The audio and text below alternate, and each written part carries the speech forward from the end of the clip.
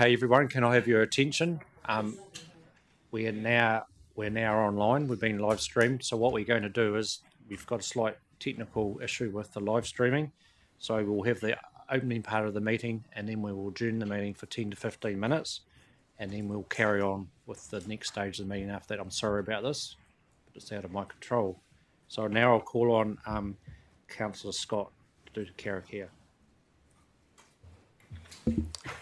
Whakaturia mai te uru kahikatia, whakaturia mai te uru tamatua, koutou rana pakia katia, koutou rana kaupeka hia, kia rangi whawha, kia ea rangi.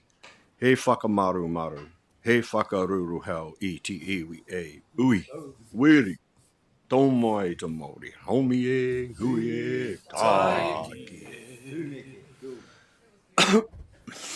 Okay, I'd like to welcome you to the Regional Delivery Committee meeting. And I'm informed there is a quorum present, and I'm pleased to declare the meeting open. I'll now ask Councillor Greenwell to do the Karakia. The Mihi, sorry. Nei te mea te kia koe te Councillor Scott. Mō tō whakatuwhera nei tēnei hui I tēnei rā, nō reira tēnā koe. Ko tēnei te ruru, te kaukau mai nei ki hai mā hiti, ki hai mā raka tūpoka nui o te ruru, te reko, hepo, hei au kāwa tia, ti hei wā mauri ora. I tēnei wā mihi atu kia rātou, ko weha ki te pō, moi mai rā, oki mai. Kia rātou, ko haere ki te ratu tua o te ārai, I tēnei wā, mihi atu kia Tomokona, a mihi hoki ki a Lady Catherine Skelton, te hoa rakatira Sir Peter Skelton, I we atu te wiki kua pahuri, kia raua, moi mai rā, oki mai. Kaore mātou I wari tia e o koutou mahi, e o kōrua mahi, mo te hapori nei, o Waitaha, nō reira kia auta moi, tiraha, whakatā, rātou kia rātou, tātou kia tātou, nō reira tēnā koutou, tēnā tata katoa. I'd like to thank Councillor Scott for opening the meeting today with an eloquent karakia. That means prayer in Te Reo Māori. So thank you, Councillor Scott. I'd also like to acknowledge passing of people who have connected into not only Environment Canterbury, but the community of Waitaha and St Tomokona, and Councillor Scott will say further words on that, but also acknowledging Lady Catherine Skelton, the beloved wife of Sir Peter Skelton, who passed away recently, and just acknowledging her for her mahi in and around schools, as she was a ex-Shirley Boys High School teacher, and then just our connections. There's a few old boys, an old boy around here, also ex-past chair. So just acknowledging that connection for Lady Catherine to Shirley Boys High School. And of course, Peter, he was a commissioner here at Environment Canterbury for 9 years. So a lot of people got to know him, Peter, and also Kathleen as well. So just acknowledging them both. And we send our deepest sympathies to the Connor family and to the Skelton family at this time. Nō reira, moi mai, oki mai. Haumi e hui e, tai ki e. Kia ora. Thank you for that, Yang. Now I'll call on Councillor Scott to say a few words about Tomokona. Yeah, firstly, just like to acknowledge you, Yang, and the condolences to the Skelton family. Yang and Claire, myself and John were members of this council when Peter was here, and he was certainly an imposing character, and I think his wife, he referred to as Katie, was his rudder on a lot of things. Pete was pretty confrontational, wasn't too scared of telling you when you were wrong, which was interesting. But I'd like to acknowledge the loss of a councillor and a colleague from South Canterbury, Tom O'Connor, who died on the 6th of August. Tom served as a councillor since winning the St Andrews Ward in 2013. Tom is regarded as a man of vision and action. He had great humility and was a great stalwart of public service and certainly gave his all to that. Tom was also a historian and a writer and wrote for the Waikato Times and the Taranaki News, Daily News. And he had numerous publications, and they included a non-fiction account of the 2019 Christchurch mosque attacks called Darkest Day. Tom was also a JP. He was New Zealand president of Grey Power. He was a member of Central South Island Fish and Game Council. And in recognition of his service to local government and journalism, he was awarded the New Zealand Order of Merit in 2018. His memorial service will be in Timaru on Sunday, and I'd like to attend that and represent Environment Canterbury. So our condolences to the O'Connor family. Back to you, Chair. Thank you for that, Councillor Scott. Now, we're having technical issues, so understanding orders, we can actually adjourn the meeting for 15 minutes while we get some technical people to deal to the problem that we're struggling to live stream. So I'm sorry we have to adjourn the meeting for 15 minutes, but we'll try our damnedest to be back sooner than that. Thank you.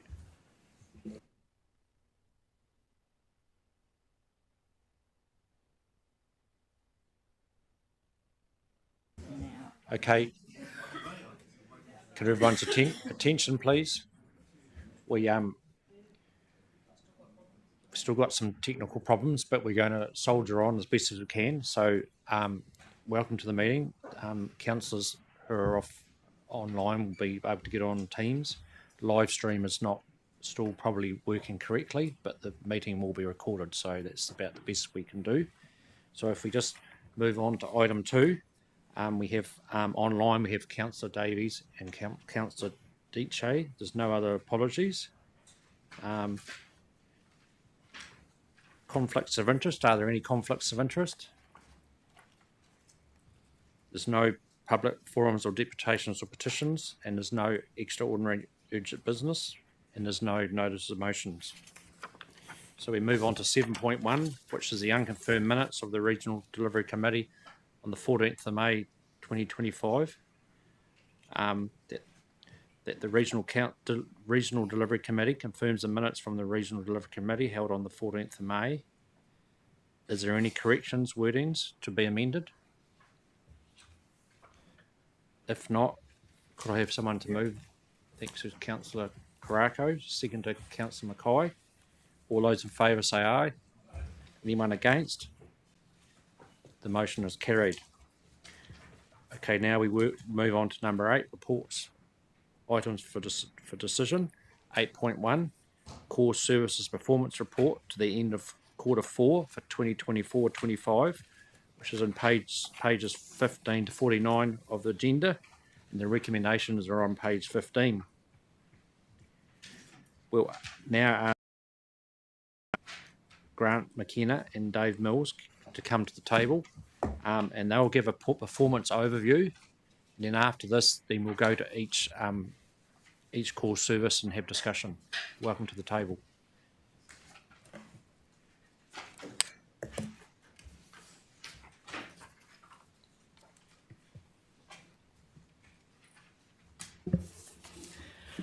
Kia ora koutou. Good morning, councillors. This is the Core Services Performance Report to the end of Quarter 4, and it covers the period from the 1st of July 2024 to the 30th of June 2025. The purpose of this report is to provide the preliminary year-end results for the 2024-25 year, including the unaudited service measure results and the preliminary finance results. This report should also provide assurance to the Regional Delivery Committee that the core services have been effectively delivered as set out in the long-term plan 24-34.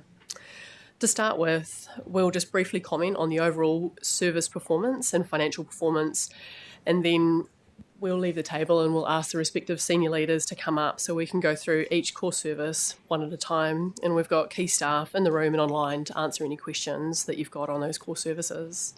So we'll start with environmental regulation and protection, followed by community preparedness and response to hazards, and finally public transport. In terms of the service measure performance, 30 of the 33 service measures were achieved, which equates to 91% of the service measures. Service measure 4 was not undertaken this year, as it's undertaken every second year. And of the 3 service measures that were not achieved, service measure 1, to notify the regional policy statement, was not achieved as Council made the decision to pause this work due to anticipated changes from central government. Service measure 10, which relates to control of known sites of eradication and progressive containment pests, was not achieved due to prioritisation of sites with a known risk of pest spread. And service measure 32, which relates to the percentage of bus and ferry services that started on time, was not achieved. The bus service start times target was met, noting that bus services make up more than 97% of the public transport service, but the ferry service start times slipped below the target due to external factors, delaying start times such as poor weather and priority harbour activities. That's all I'll cover off as an overview of the service measure performance. Then we'll have an opportunity to dive into more of those details as we work through each of the core services. And at this point, I'll hand over to Dave for an overview of financial performance. Kia ora, councillors. Thanks, Trudy. So I just thought I'd give you some organisational context for the financials. A previous council briefing on around the 18th of June, we gave an indicative kind of where we thought the financial performance was going to land, and it pretty much has landed where we indicated at that time. We finished the year with a preliminary result of 13.44 million surplus compared to a budgeted deficit of 13.13 million, and that's a 26 million variance. At previous regional delivery committees meetings, we've been forecasting this type of movement, and you will be familiar with things such as are noted in this paper, including a reduction in the planning work and the associated spend, some indexation through NZTA, inflation indexation, favourable interest costs on the floating debt position, knowing that we have a mixture of fixed and floating debt positions, and higher than planned staff vacancy rates that we've previously discussed. So I guess just to help you navigate as we hand to the core services, of that 26 million movement, 10.8 is in ERP, or Environmental Regulation and Protection, 6.4 is in the Community Preparedness and Response to Hazards, and 9.4 of the variance sits in PT. Thank you.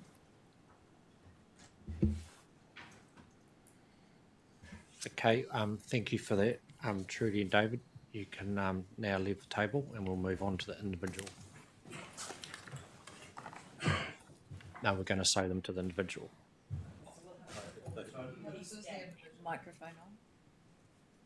Microphone on. Yeah, sorry, I'm asking if I can ask a question of that because it's performance. I've realised that we didn't actually have performance overview as an option. Yep, you can for ask, specifics. sorry, So I've got yep. 2 in this bit. Thank you. So the higher than anticipated vacancy rates that we've got across the organisation, are we confident in our recruitment processes? Because there's obviously unemployment at the moment, including, I think, quite a number of capable environmental expertise type planning people, etc. With what's been going on at Wellington. So do we have confidence in our recruitment processes? Why are we not filling vacancies? That's one question I've got. It's probably better for Jo to comment. Tim, did you want to make any comment on that from an executive point of view? I do apologise, Councillor Southworth. I was just answering something else. I didn't quite hear the question. Sorry. Okay, so I'm asking whether we have confidence in the recruitment process, that because there's a lot of unemployment at the moment, there's been a lot of jobs shed in the sorts of areas of work that we would, I think, have the types of people that might fill some of our vacancies. So why are we not filling those?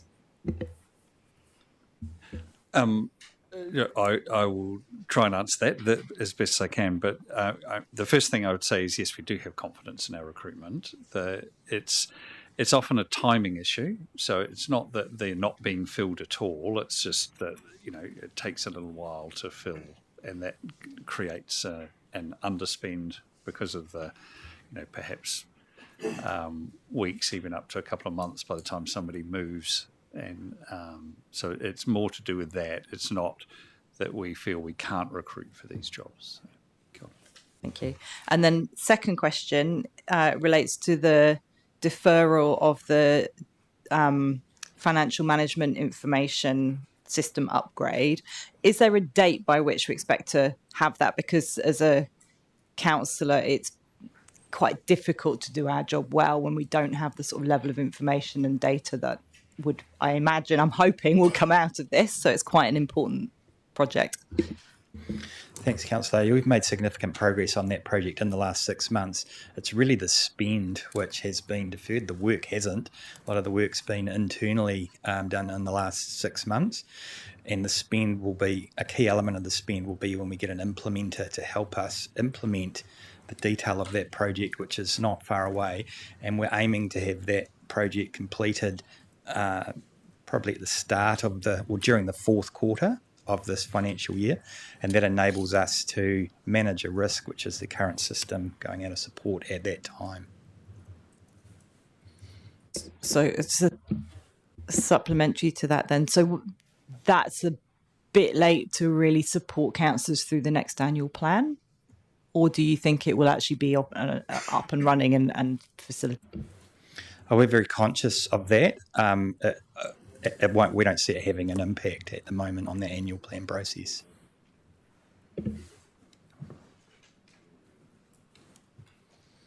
Councillor McKenzie. Yeah, thank you, Chairman. My question is around consent duration.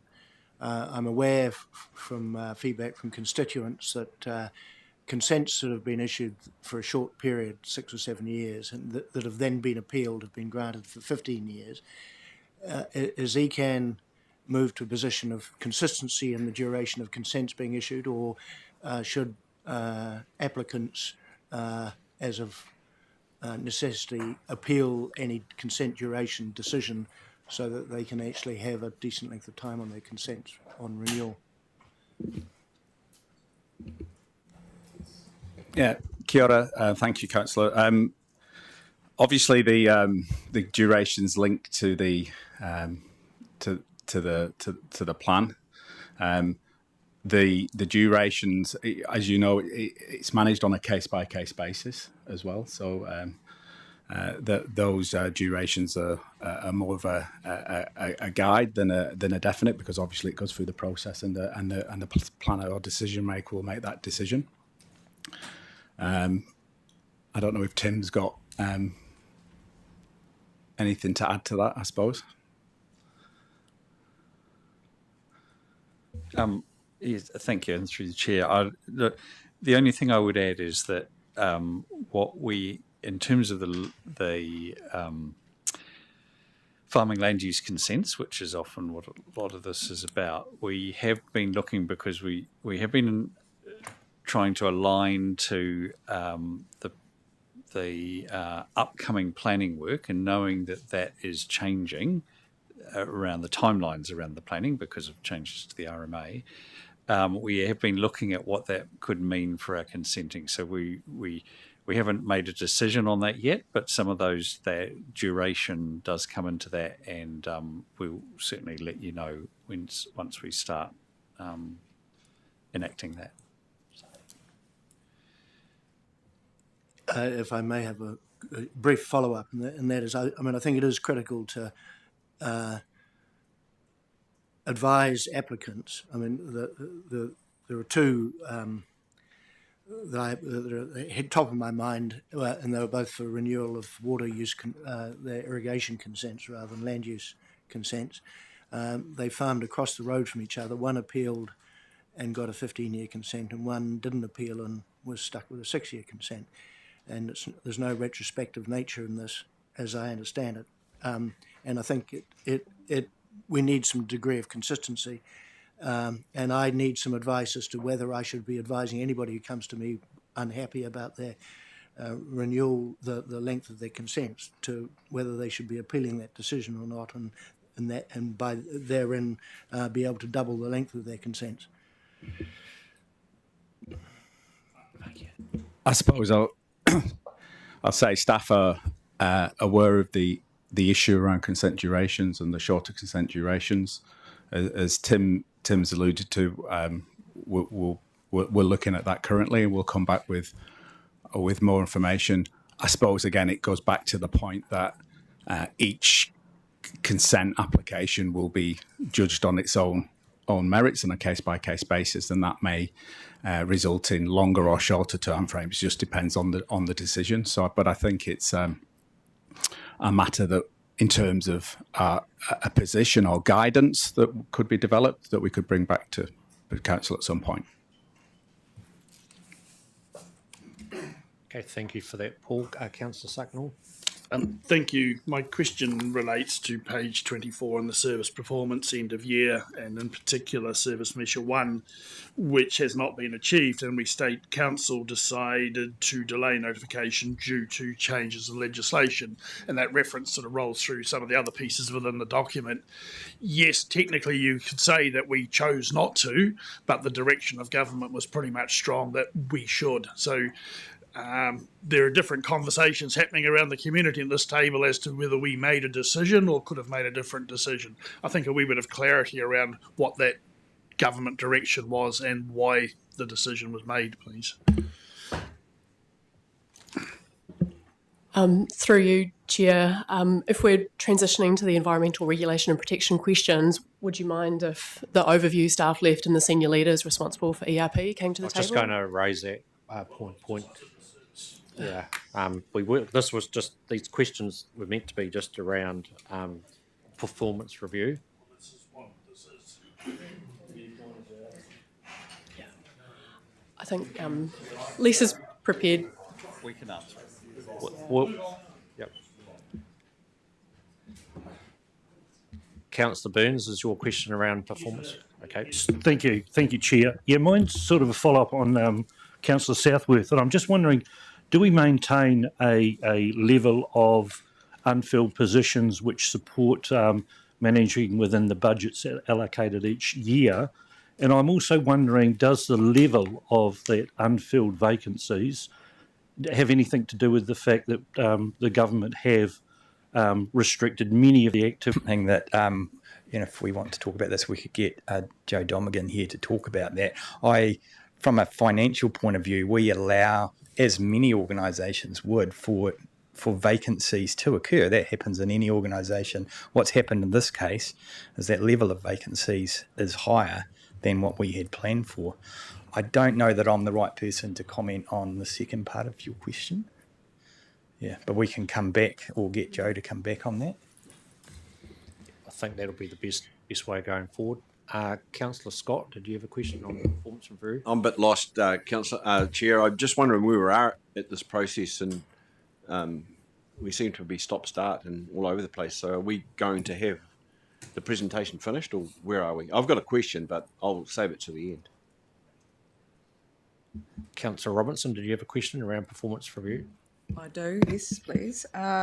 Just with regards to performance service measures and the service measure 4 being audit of consenting and how it's every second year, I'm just wondering, sorry, wait for him to join the table. That's ERP. We'll talk about that in ERP. Well, it's just regarding the comments in here. So. Yep.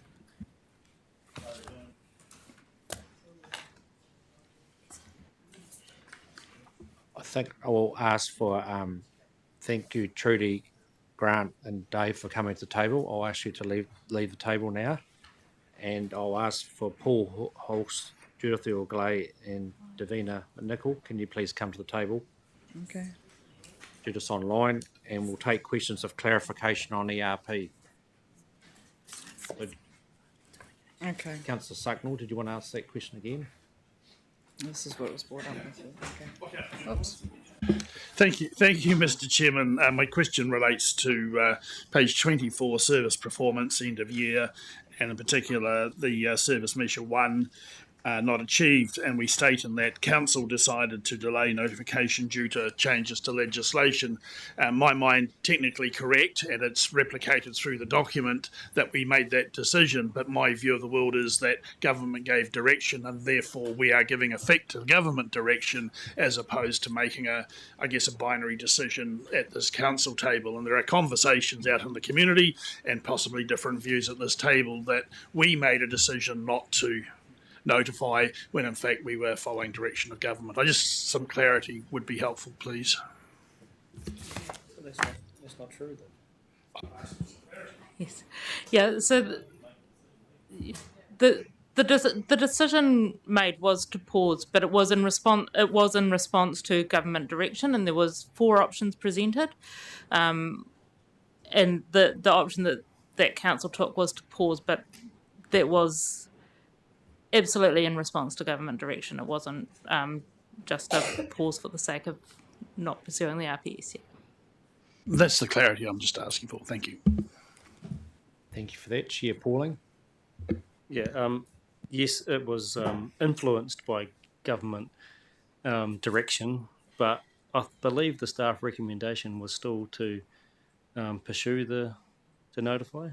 Can I be clarified with it? Staff presented 4 options for council to consider. One was to pause outright. One was to take the freshwater provisions out of the RPS and pursue it without the freshwater provisions. One was to talk to the ministry about pursuing the RPS and identifying if there was an exemption that could be applied, although staff advice was that was unlikely. And then the 4th option was to go ahead with understanding that the risk was that it would be unlawful to notify, but there was still an option sort of on the table there. But staff recommendation was to choose one of those options, which council did.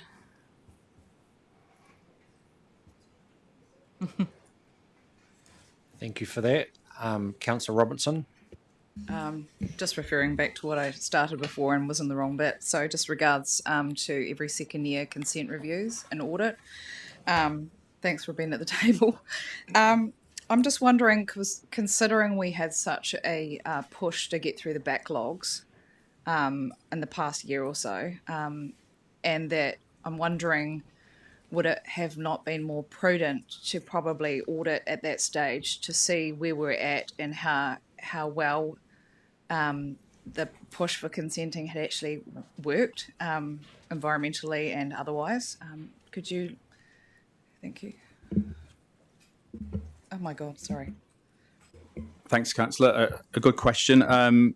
Service measure for consent process and quality audit, and as you're quite correct, it's measured every second year. So it's not measured this year. Previously, it came in at 93.5%, which was considered a very good score. So indications were that the standards were being met. I suppose if we weren't achieving such a good score, it would probably lend itself to a decision to measure it annually. Other things, I suppose, it's quite an involved measure, sort of implement and manage. So quite an involved, but I think the overall score last year indicated that we'd perform strongly or well. But it's something I suppose could be considered as part of the next LTP if that was something that needed to be considered in a kind of an annual sense. Just to tack on to that then, with regards to the audit score on that, have we seen a report as council on the intricacies of how those provisions are audited? I would like to see clear detail on what is actually assessed during that process and, quite a detailed provision, a report, thank you, if that's possible. I don't know what council's seen in terms of how the audit is conducted or the details of the measures. I'm not sure. I would leave that for the director to determine. But certainly there'll be a framework in which this is measured against. Yeah. So through the chair and Tim, may I somehow seek just clarification on what is assessed during those consenting audits, and some detail, please, on maybe the extra 7% that was, out of the loop of being scored, and for reasons why. Thank you. Through you, Chair. Look, the first thing I'll do is I'll just check, and apologies, I don't know whether it did come to the Audit and Risk Committee, which is where it normally would, and I just can't remember, but I'll check up on that, and then the extra questions, and I'll make sure that's circulated to Ron. Thank you. Thanks, Tim. Councillor Burns. Thanks, Chair.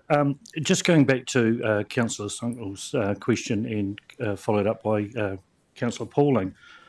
Can you remind me, at the time there was some ambiguity legally from our council which said that we could go on, given yes there'd been some sort of a direction mooted by the government, but there was an opportunity for us to go on, and so in fact it was our decision to, whatever it was, I think it was paused, was the outcome the numbers got, but can you remind us, do you recall anything around that?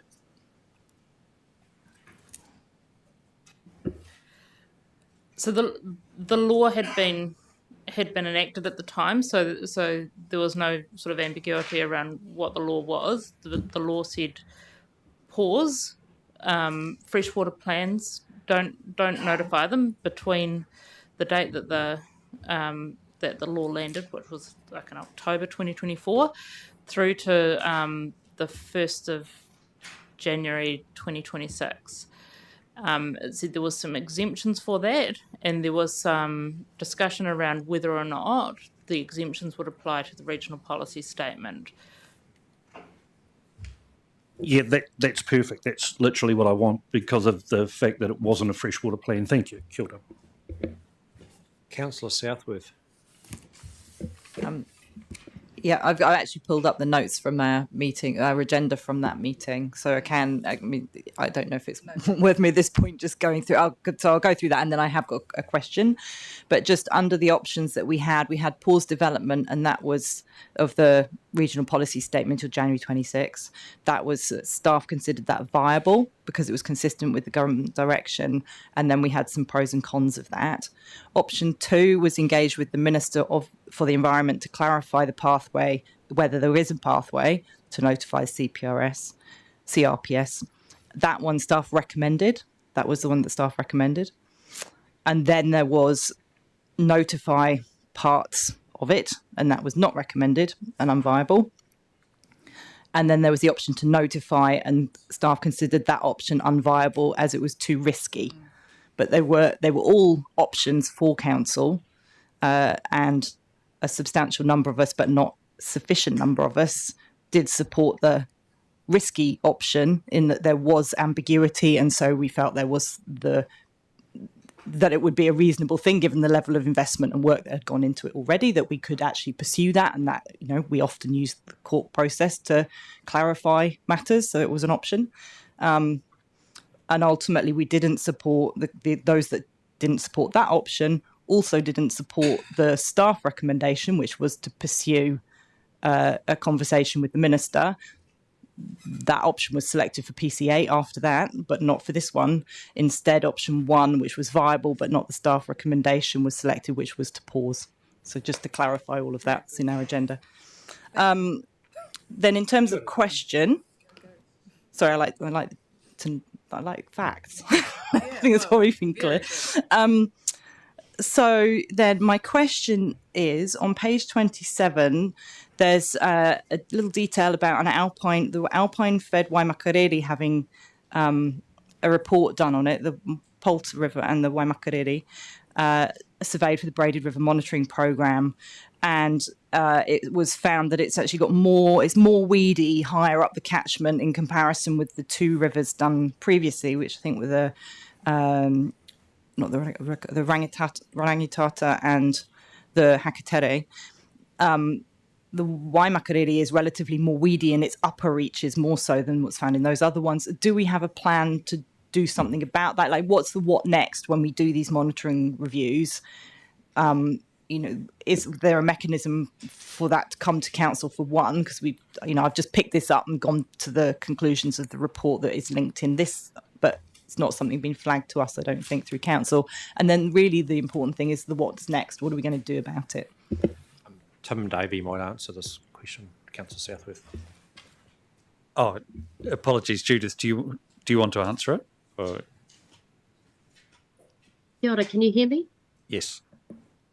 Look, one of the important things I just wanted to highlight was in the paragraph before that, it talked about 17 target biodiversity projects that were funded, and the upper Waimakariri is one of the priority areas there was a weed control project funded up there and has been underway for a number of years now. So I guess there's some complementary work in other parts of the business to address this concern and issue.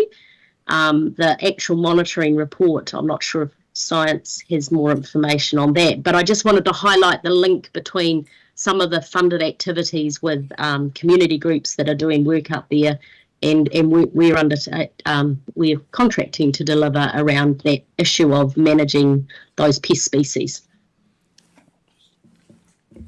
And I'll just pick up from that on that. Thanks, Judith, to say that yes, so that the science report was able to give us information, and then it's able to be targeted through the funding of the groups that Judith was just referring to, and it is a focus area under the biodiversity work that's being done across the council. So it's been able to focus us and say, yep, there's an issue there. Let's make sure that we are onto that. So just, I guess the question, because the work's been happening over some years from the sound of things, from Judith's response, and I think the monitoring report is more recent than that. So then that begs the question, is sufficient funding and attention going in there, or does there need to be a bit of a rethink about some of the levels of funding or where the funding is being targeted? The monitoring report sounds like it's flagging we still have an issue, even though we'd noticed that there was an issue and have done some work in that area and prioritised it, but it's not yet delivering what we might hope to see. Accepting a monitoring report is always a point in time, but what's it telling us? What next? I think we can take this information that's come from this report on board and loop those two things together to come up with what's the plan going forward. Yeah. Great, thank you. Councillor Chair Pauline.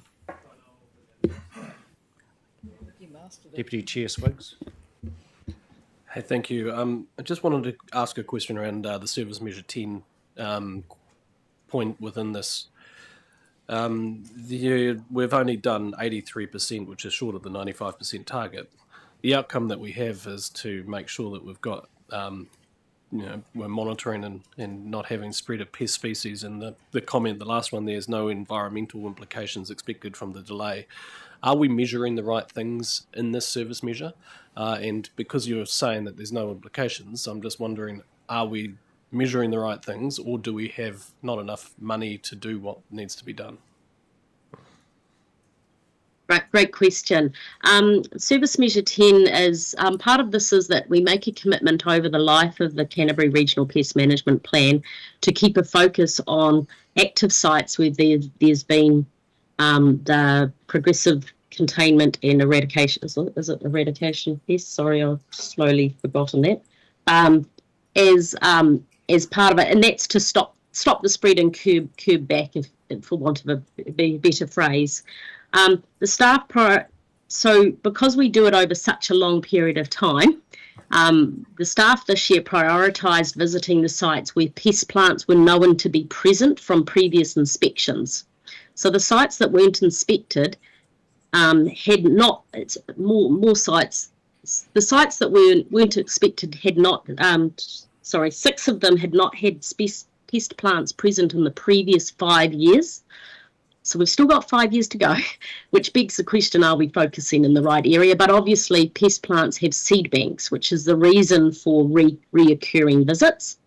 And then an additional, so that was for Bacaris species. So the 6 sites that weren't visited, they're all located in Sumner area. And then African feathergrass was the other plant species where there's over 30 active sites in Canterbury, and there were 12 that were not inspected. Those 12 hadn't had plant species present in the previous year, and were at sites in Banks Peninsula, Hurunui and Kaikoura, but will be prioritised as a visit this year because obviously 1 year without plants present is a pretty short cycle, so we need to inspect those again. But we've been asking that same question of, is this, because have we got the settings right on this measure? So we want to do some work on to inform whether there needs to be some adjustment in the next annual plan or long-term plan. So it is front of mind. Yeah, I think that would be good to come back to us so we get some clarity on it. Thank you for the information. Yeah. Councillor Edge. Thanks, Chair. Yeah, my questions were going to be about item 10 and this report on the monitoring of the braided rivers. Just on the braided rivers, I note that in the report that the assessment process has basically been transects rather than whole of river. Do you apply once you've had the transects? Do you go in and do a whole of river assessment as well, or do you think that those transects are just sufficient? I'm sorry, I'm not able to answer that question. Is anyone in the room able to provide? I'll have a go with my previous hat on as Director of Science, which is the monitoring work that is done on the braided rivers. And yes, it uses transects, but it is also based on, those transects are derived from an assessment of it's aerial and satellite photography to take that overall view. So it's like a zooming in on particular areas. They're like the ground truthing essentially of a wider assessment. Thanks, Tim. Just second question, Chair. Page 21.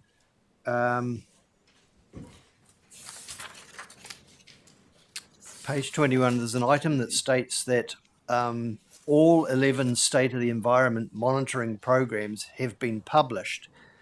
I wonder if you could tell me where can I find those? Are they on our website? I just don't recall councillors receiving them. All of the monitoring data that refers to is available on Land, Air, Water, Aotearoa, the LAWA website, and we also publish a lot of that on our website as well. I don't know whether councillors have been brought that data specifically, but we can look into that if that's a requirement. Finally, Chair, you're sort of related to that. I find it very difficult to. There's a lot of links to other websites, and it must be very confusing. Well, it's confusing for us, but also the public. There's not sort of one place where we can have a look at this data. You've got to go from A to B to C. I suppose in the assessment of the health of the environment and the things that we are doing, it's daylighting where that information is and where it's been done. Even the report on the Braided River, it's the first time we've seen it. And it's been flagged to us, even though it was prepared in July, which isn't long ago. But there are other reports that kind of seem to have a longer time frame. So is that something that's being addressed? Have members of the public expressed concern about that as well? We are actually looking at how we present our data and information to the public right now. There are some specific projects that are looking at aspects of the data that we're working on actively, and we're actually talking to other regional councils about how other councils are sharing their data and information as well. So we're trying to ensure that we're being nationally consistent as communities need. At the moment, LAWA is the best place for us to share the monitoring data that relates to our SOE monitoring program, our State of the Environment monitoring program, and that is the nationally consistent approach. If we do targeted sort of work or we do investigations, we can look at more bespoke ways of sharing that information. And as far as the reports go, that's an active conversation as well, is how are we ensuring that we're sharing that information. Thank you for that answer, Davina. Councillor McKenzie. Yeah, thank you, Mr. Chair. On page 27, in the top left-hand corner, you're talking about a new reporting tool on which is capturing information, monthly reporting to Papatipu Runanga environmental entities on how their advice is reflected in the resource consent application decisions. And then you go on to say that in most cases the decisions are consistent with pre-advice. There's an inference in that statement, maybe I'm misreading it, that we are trying to align all consent decisions to Papatipu Runanga environmental entities' advice. Is that the case?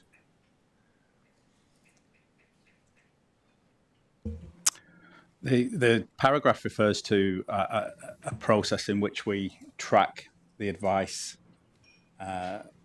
in terms of... I'm just going to read it just quickly.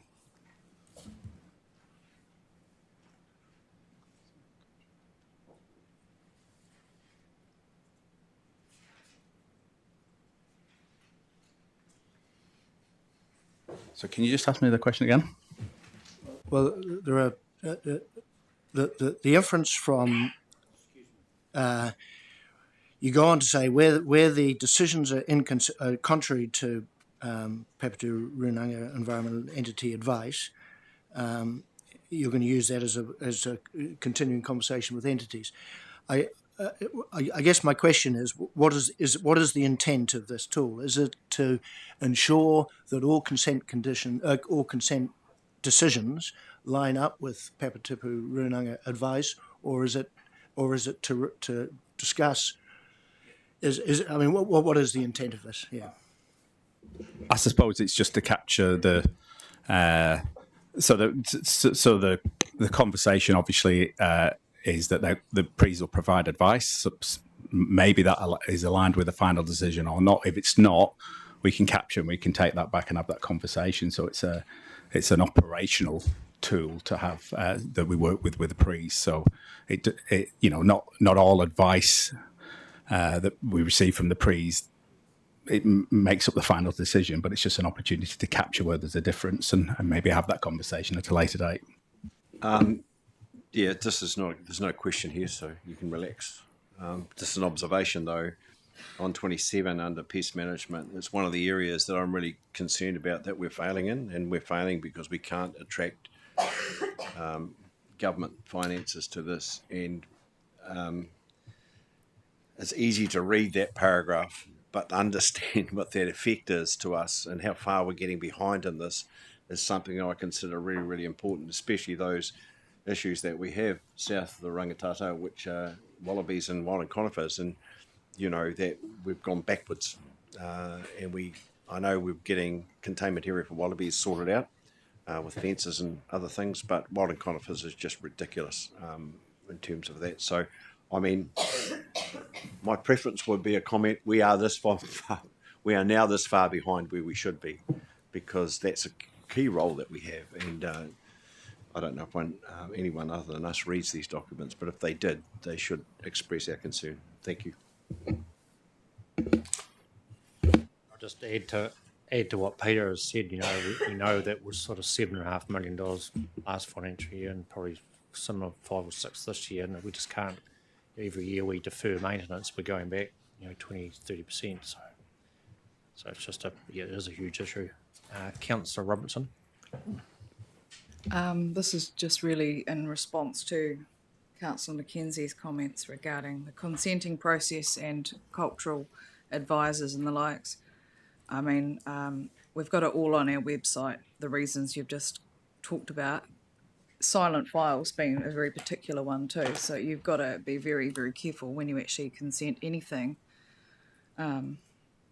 and make sure that you're looking at the silent files and any areas that have special protection under cultural means, and it's not always publicly available. So yeah, just alluding you to the information on our own website.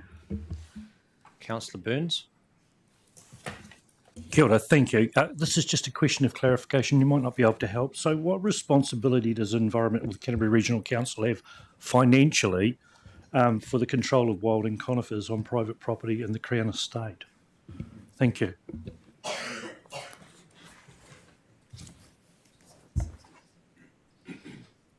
Judith, would you like to answer that? Sorry, just to make sure I captured the question correctly, that is the control of wilding pines on private property in Crown Estate? Yes. Yeah. What? Yeah. Yeah. Thanks, Judith. Yep. Cool, thank you. So at the moment, we've got two aspects underway. We have some provisions for wilding conifer within our regional pest management plan. At the moment, we've kind of stepped them aside as we've delivered the national program, although it's front of mind for staff at the moment as to how do we ensure private landowners are transitioning to manage the any ongoing maintenance that they've received from initial control work over time. The other aspect is, as we go into the regional pest management plan review, is looking at what does the rule framework in this area need to look like. So I guess there's an aspect where we don't think the current rule framework for wilding pines settings is quite right, but we've got an opportunity with the regional pest management plan review to change that. Okay. Yeah, thanks, Judith. That was great. But just to highlight the question that I gave was, what financial obligation do we have for that? Thank you. Okay. Sorry, I missed the bit about the financial obligation. We have, with some of the landowners, most of the landowners are contributing some components of control. I'm not sure if Carl is in the room and might have more detail on that. Carl, would you mind answering that, please? Thank you. In terms of financial obligation, so our obligation as a council under the Regional Pest Management Plan is to ensure that landowners are doing what they are supposed to be doing. That includes both private and public. So from a financial standpoint, it's just ensuring that we're appropriately resourcing ourselves to undertake that role. So just to clarify, that's when we're not obligated to actually do the physical work, pay for the physical work on the land, but we are there to monitor and work with those landowners to ensure that it's being done. Is that correct? We've got a dual role and it becomes a little bit complicated. So I've already pointed out our role in terms of ensuring landowners are doing what they're supposed to be doing. We've also got a role in that we've signed into an agreement to be the national fund deliverer for Canterbury as it relates to the national program of work. So through that national program of work, we've got a requirement to put in place operational planning to undertake works on people's property alongside landowners, where they usually put in some funding as well. There's also, like, we have to think long term about how we deliver this. It'd be unreasonable for us, if the national program didn't exist, it'd be unreasonable for us to expect landowners to undertake this work. In some properties, we're talking hundreds of thousands of dollars. For us to come along and say you must do this work because there is a rule, I don't think that would be an appropriate thing to do. So there's a transition period where we need to think about what that looks like financially, and what we do or don't do, and what happens at a national level as well. Thanks, Carl, for that answer. Is there any other questions? Councillor Southworth. Thank you. On page 28, there's a collection of 11 programs, monitoring programs that we've reported on and are connected in there. And then there's some information about local action support and the Canterbury Water Management Strategy Action Plan budget. And we have, through the mayoral forum, there's been the targets report 2025 against 2025 targets recently released and is on the website, which sort of pulls together, I think, sort of quite an amount of the monitoring that we do across a number of those domains that we've got our 11 monitoring programs on, and looks at how, in a sense, pulls that data through, and then the targets gives a sense of where are we at, what's it delivering, are we getting there, are we hitting our targets? And we haven't had, although we've had some briefings where we've had a bit of an overview of this is the process we're going to go through to do the targets report, here's some information that's going to be coming up. We haven't had a briefing really taking us through what's the findings, like what's come out of that 2025 targets report, what do we know, and then what do we do? So is that something that we will be getting? Because the 11 programs as well, like we get snippets of things, but we don't get it consolidated. I feel as a council, we haven't really clearly seen where are we at with our natural environment. And it feels to me like the CWMS targets is a place where it is pulled together and will be quite a neat presentation. But when will we see that? Thank you, and through you, Chair. So you're correct. So the CWMS Canterbury Water Management Strategy Targets Progress Report was published on the website on the 10th of July, and that was delivered through the Canterbury Mineral Forum. There hasn't been briefings on that. The report was provided to you. Of course, it's owned by all the councils across Canterbury, and we haven't been resourced to provide briefings across each and every council. The focus now is through the Mineral Forum, because this sits alongside the work to establish local leadership groups, and to bring a new set of mayors on board with the CWMS, talk through kind of the targets, and actually we have had difficulty in monitoring some of those targets, so there's going to be work to actually ensure the targets can be better reported against into the future. But also, how do we revitalise energy or re-energise councils, mana whenua, the community behind some of those targets, because as you well know, some have been met, a lot haven't been met. So there's absolutely a focus there that is needed, and that's going to be the focus into the new triennium.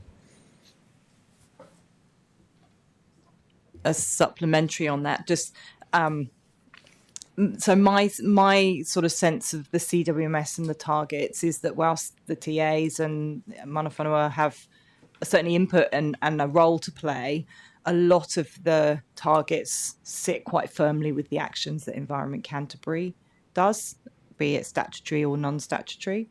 So it sort of feels to me like really Environment Canterbury councillors should be prioritised in terms of getting an overview of where those targets are at and how we're delivering on them, and what parts of our particular work needs to align to deliver where, as you have just said, they don't. We haven't met those targets, as we didn't in 2021. And so we've moved 4 years on and we're still not meeting a lot of those targets in the 2025. So just... I guess just to emphasise the importance of particularly when the new council comes in, of really picking those up and going, what are we going to do? Because they are not on target. Far too many of them aren't on target. Okay, I think I'll now ask Paul, Cameron and Lisa to leave the table. I'd just like to... Davina can stay at the table. Just a special thanks to Judith for being online today, because she's not very well. And now I ask Lee Griffiths will join us online. Jess Burgess and Fiona Shannon.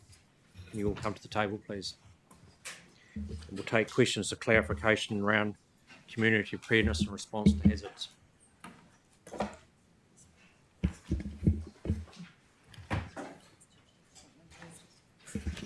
Has anyone got any questions? I just can't turn my mic on. It's really weird. Councillor Mackenzie.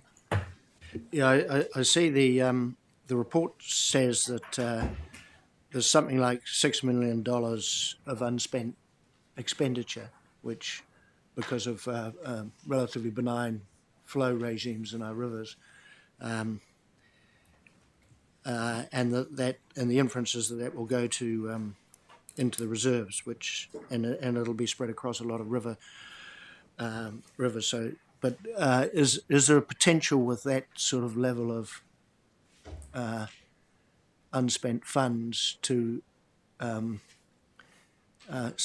bring forward capital expenditure for any of the projects if the money sits in those particular catchments? I'll ask Lee to answer that question. It's a tough question because that 10 million, that extra 6 will be spread over a number of river systems, unless it is targeted to one or two river systems in particular. Thanks, Ian. Lee? Through you, Mr. Chair. The answer to that is that the 6 million is a little bit, what's the word? Misleading in some ways because some of it is additional revenue, so it does represent the additional money we had in from our MB Kanoa Tranche 1 funds, as well as some additional lease income. For the rest of it, it falls where it lies in terms of the individual 58 rating reserves. Some projects are planning to catch up this year. We had a wet end to autumn, which stopped the construction season earlier, so certainly if the money is in the reserves after consultation with the committee, we can do more work to catch up, or we can do additional work if we need to do less spraying, for example, or more spraying this coming summer. Thanks, Lee. Thank you, Lee. Councillor Edge. Thanks, Chair. Just two things. One on page 33. Just a query regarding the Hiranui tyre stockpile. Racecourse Road that was subject to a fire a wee while ago.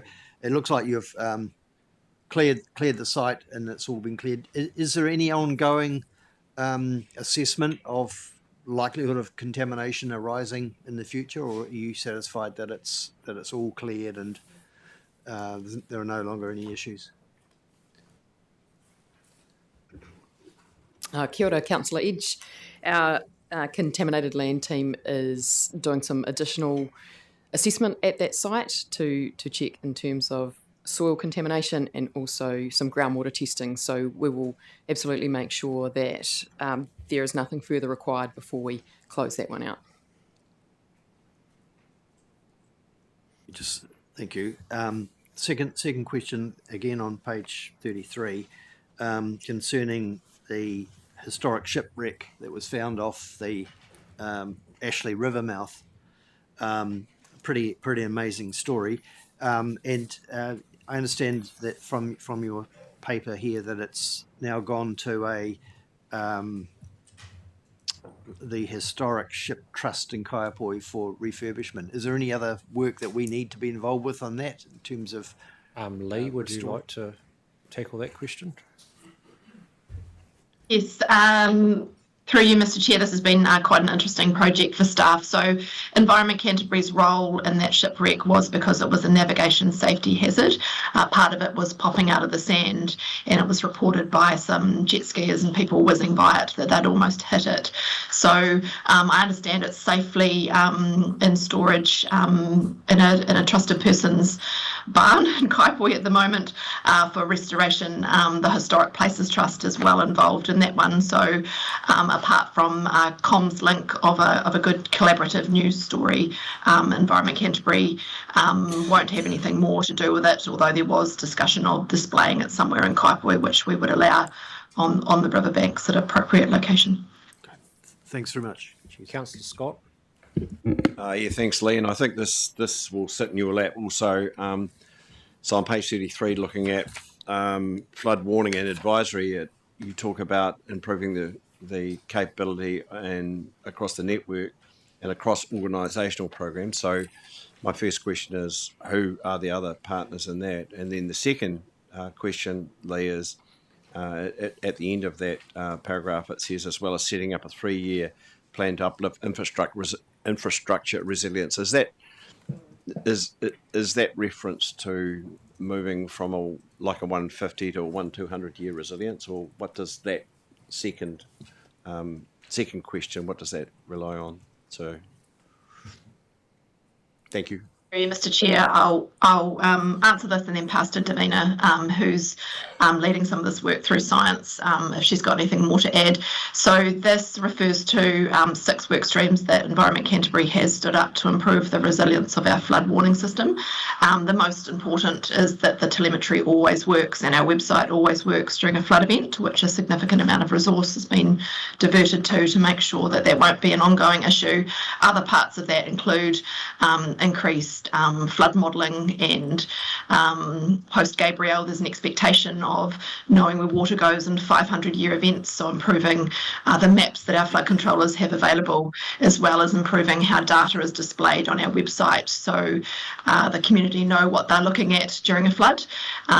So that's one part of it. The second part of it alerts to before government in tranche 2 for possible co-investment. So Environment Canterbury has a modest budget for improving telemetry in the field and making digital improvements, and this would accelerate that work by bringing forward funding earlier.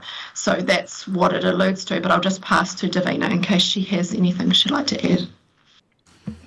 Yeah, the only thing I would add, thanks Lee, would be that we are really conscious of making sure that we're being nationally consistent with this work. So there was recently a flood warning symposium where all the regional councils and all of the response agencies were involved. There is a piece of work that's currently looking at standardising monitoring for early warning for flooding. So we're very conscious of making sure that we are aligning with other councils, utilising the work that other councils are doing, sharing our information in that way. And also an additional part to this project is an enormous amount of communication and engagement planning. So we are right in the middle of that now, identifying key stakeholders, talking with Runanga about what their needs might be for the data and information that we share, the warnings and the alert process. So it's all underway. And there will be more updates coming to council very soon on that project. So for clarification, the infrastructure that you're referring to there is the telemetry infrastructure. Thank you.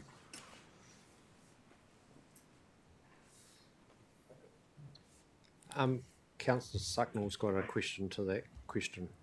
Just a request, given your explanation of the national conversations, could a paper be put together and reported to CDM Group just as an update of what's going on in that space? Our officers know, I assume, but from a governance space. So just a request in time if that work could be in a paper to CDM. Thank you. Councillor Southworth. Thank you. Yeah, I'm interested to know a little more about the MFE-funded nature-based projects. Through you, Mr. Chair. Good question, Vicky. The nature-based projects were 3 projects where Environment Canterbury picked up $360,000 worth of grant funding 2 years ago. The contract for those finished on the 30th of June, and we have just had the 3 official reports signed off about 2 weeks ago from MFE to acknowledge completion of those contracts and those projects. So staff have been talking about, we probably need to bring a paper possibly to this committee to talk about the outcomes of those 3 investigations. They are all feasibility studies on the 3 topics listed in the paper. So we will look at bringing something possibly next month if the timing works to highlight what they are and what we'll do with that information next. Thank you. And then a second question, this one I think would be for Tim Davies. So just in talks we have on page 32, paragraph on the left-hand column, that talks about the Flood and River Resilience Service contributing to a number of actions that are in the Canterbury Climate Action Plan. And I wondered whether there's any more thinking being done on how council receives the sort of full picture of the responses and actions that relate to the Climate Action Plan. Jessie, great.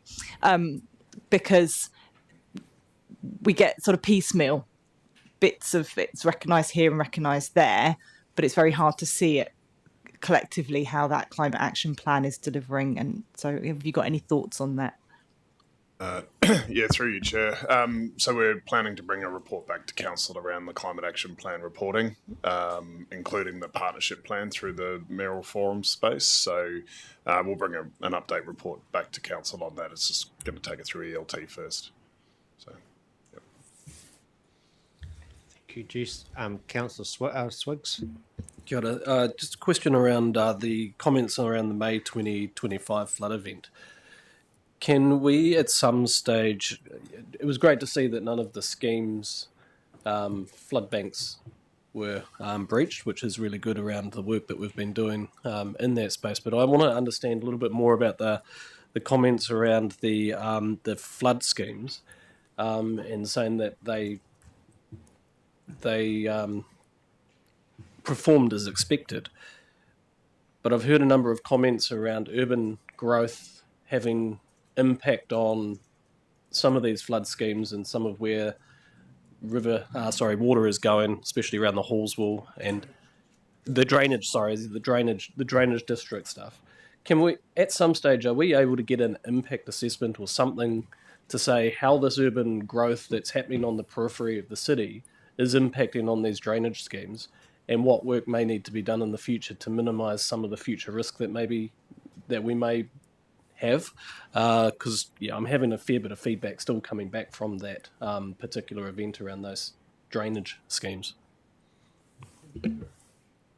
Yes, Councillor Sacknell. Just point of clarification, within our drainage networks we have flood protection and we have drainage schemes, and the majority of those that may be referred to are drainage schemes rather than flood protection. So just some clarity as to the role and function of those schemes would be useful in the conversation. Thank you. Just a further comment. Councillor McKenzie. John and I had there's been various meetings, but there's also an informal workshop with the drainage network people in and around Leaston, Doyleston, with the Selwyn District Council to try to start some of the process you're asking for, Dion.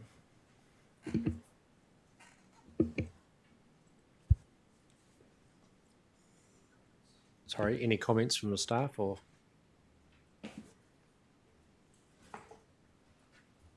Thank you, Mr. Chair. Councillor did a good job answering that one. I'll just add that it is a joint TA or District Council and Environment Canterbury conversation, and we do need to be quite joined up on it. The comments that some of the noise is drainage rather than flood protection is correct. We don't offer levels of service for flood protection where a lot of the noise is coming, but I'm not saying that to minimise the impact of the amount of water these people have sitting around. The May event was largely pluvial rather than fluvial, so it was more water on the land than water in the rivers. So when we say the schemes acted as expected, it wasn't a major river event. It was more an intense, long, prolonged rainfall event. And there has been quite a few requests through various meetings we've had since then for better information on subdivisions. There is some reports available on that, but we'll certainly have a chat to Selwyn about how we can link up that information, noting that we have very little influence on where some of these new subdivisions are going, but we do certainly want to make sure that more houses aren't going in silly places and causing future issues. So it's something we can do some work on and see how we can present some kind of easily understandable collated report, because it is fair that this question will keep coming up. Yeah, and one thing that I think is important here is you talk about that the TAs have a lot of responsibility in this potentially. There's that cross-boundary issue around that Prebbleton Hallswell, and if you're just talking to Selwyn, Christchurch City Council is still going to be putting development up on that boundary, which is, flows into those areas. So we need to be thinking about, as a regional council, how we join these things up, in my opinion anyway. Thank you. Can't turn this off. Lee, and thank you also, Councillor Swiggs, for that comment. Can you turn me off, please, Chair? Turn you off. You've got the button. You've got the power. Kia ora, te te mana, mihi atu kia koe, Lee. Look, I want to go back to, because we moved sort of pretty quickly from Councillor Edge's question, particularly around the Thames wreck actually on the mouth of the Rakauri.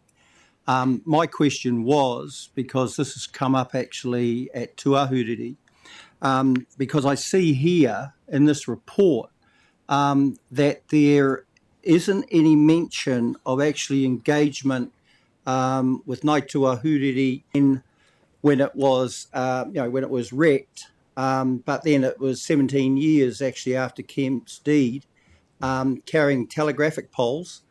Then it sort of finds its end at the mouth of the Rakauri River.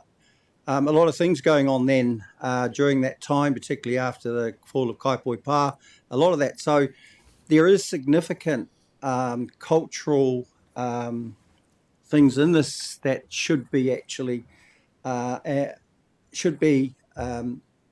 included actually in this whole thing. So Lee, has there been any interaction with Ngāi Tuahuriri? Through you, Mr. Chair, I believe the answer is yes, but I will confirm that with staff after this meeting. There was certainly a wide range of people that were consulted on it. It is a small piece of the ship that's actually been removed. It's sort of the I don't know much about ships, the pointy bit at the end. Most of it is still under the sand, but I'll certainly double check that. I'm pretty sure the answer is correct, that we did engage with someone at Te Harare, but I can't remember the name off the top of my head. Okay, is it supplementary? It's more around, you may have taken a little bit of that skeleton, but it's actually what else is there as well. So that's pretty much, where we came from. I mean, was the ship a slaver? I mean, how did it end up in New Zealand? It's all this sort of thing. Thank you. Thank you. I think they call that bit the bow, Lee. Councillor Robinson. I'm not sure who would answer this question, potentially you, Lee. Just with regards to, it comes under sort of pest management and the likes, and river management for floods. Just with regards to controlling pest species down river margins and the consent we have, the global consent for agri-chemicals to treat those weeds under, I think it's CRC 222041, we have a consent to apply agri-chemicals to those margins and the likes. I'm just wondering, do we have a potential annual report, because it does talk about that in the consent that every year that we report on how much we use and where. Do you have any feedback on that if for some reason the use of agri-chemicals in those areas has been increased sort of in the last year or so to actually mitigate against flood? Thank you. Through you, Mr. Chair, I believe it is a consent requirement or a condition of those consents that we do annual reporting, and we certainly do keep track of how much chemical we are applying where through our own asset management reporting, as well as through things like GPS tracks on the rivers. There was if there's not many floods, generally there is more chemical used, and then if it's a drier period, if there's more floods, there's less chemical used because obviously the vegetation's washed away. I'll check. We did have, when we renewed our consent, it was either last year or the year before, we did have to provide that information for the hearing, so I can track that down and get some information available to you if useful. So I can see that hearing information. Thank you. I'm just wondering if the trend has changed since it was put in place last year. That's all, really. The answer to that is that's fine. It's seasonal in nature. It really depends on the weather for the year. I wouldn't say that our chemical use has probably increased or decreased since that consent was renewed. It's probably stayed the same. That consent does have, I think, 67 conditions, so we're certainly collecting good information to go forward to monitor trends. Thank you. Okay, if there's no more questions, I'll ask Davina, Jess, and Fiona, and thank you, Lee, to leave the table. And now I'll ask Stuart Gibbon to come forward and talk about public transport. We'll take points, questions of clarification around public transport. Welcome to the table, Stuart. Is there any questions? Councillor Swiggs? The first question I have is just on total mobility is $4.2 million over budget. Peter. Is $4.2 million over budget and is seen about, I think, a 25% increase in usage over the last financial year. I mean, this is a significantly, almost like an open checkbook for us at the moment, which is having some, quite swayed financial results for us. Is there any movement in the review of that system, how much it's costing? What is the tracking of the data looking like? Is it getting more uptake? Are we, for this financial year coming forward, what's that looking like? I've got a lot of questions around it because I am worried about how, the open checkbook style that this seems to be having at the moment. Through you, Mr. Chair. So we have not had any official information around the review from central government at this stage. As you note, total mobility is a consumption-based service delivery model, meaning we have no control over the spend of that service.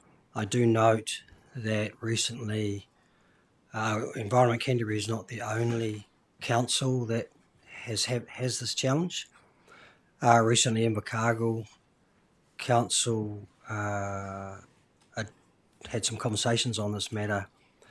They had a particular issue where taxi companies were covering the remaining 25%, effectively making total mobility free for their users down there, which was certainly driving up their usage.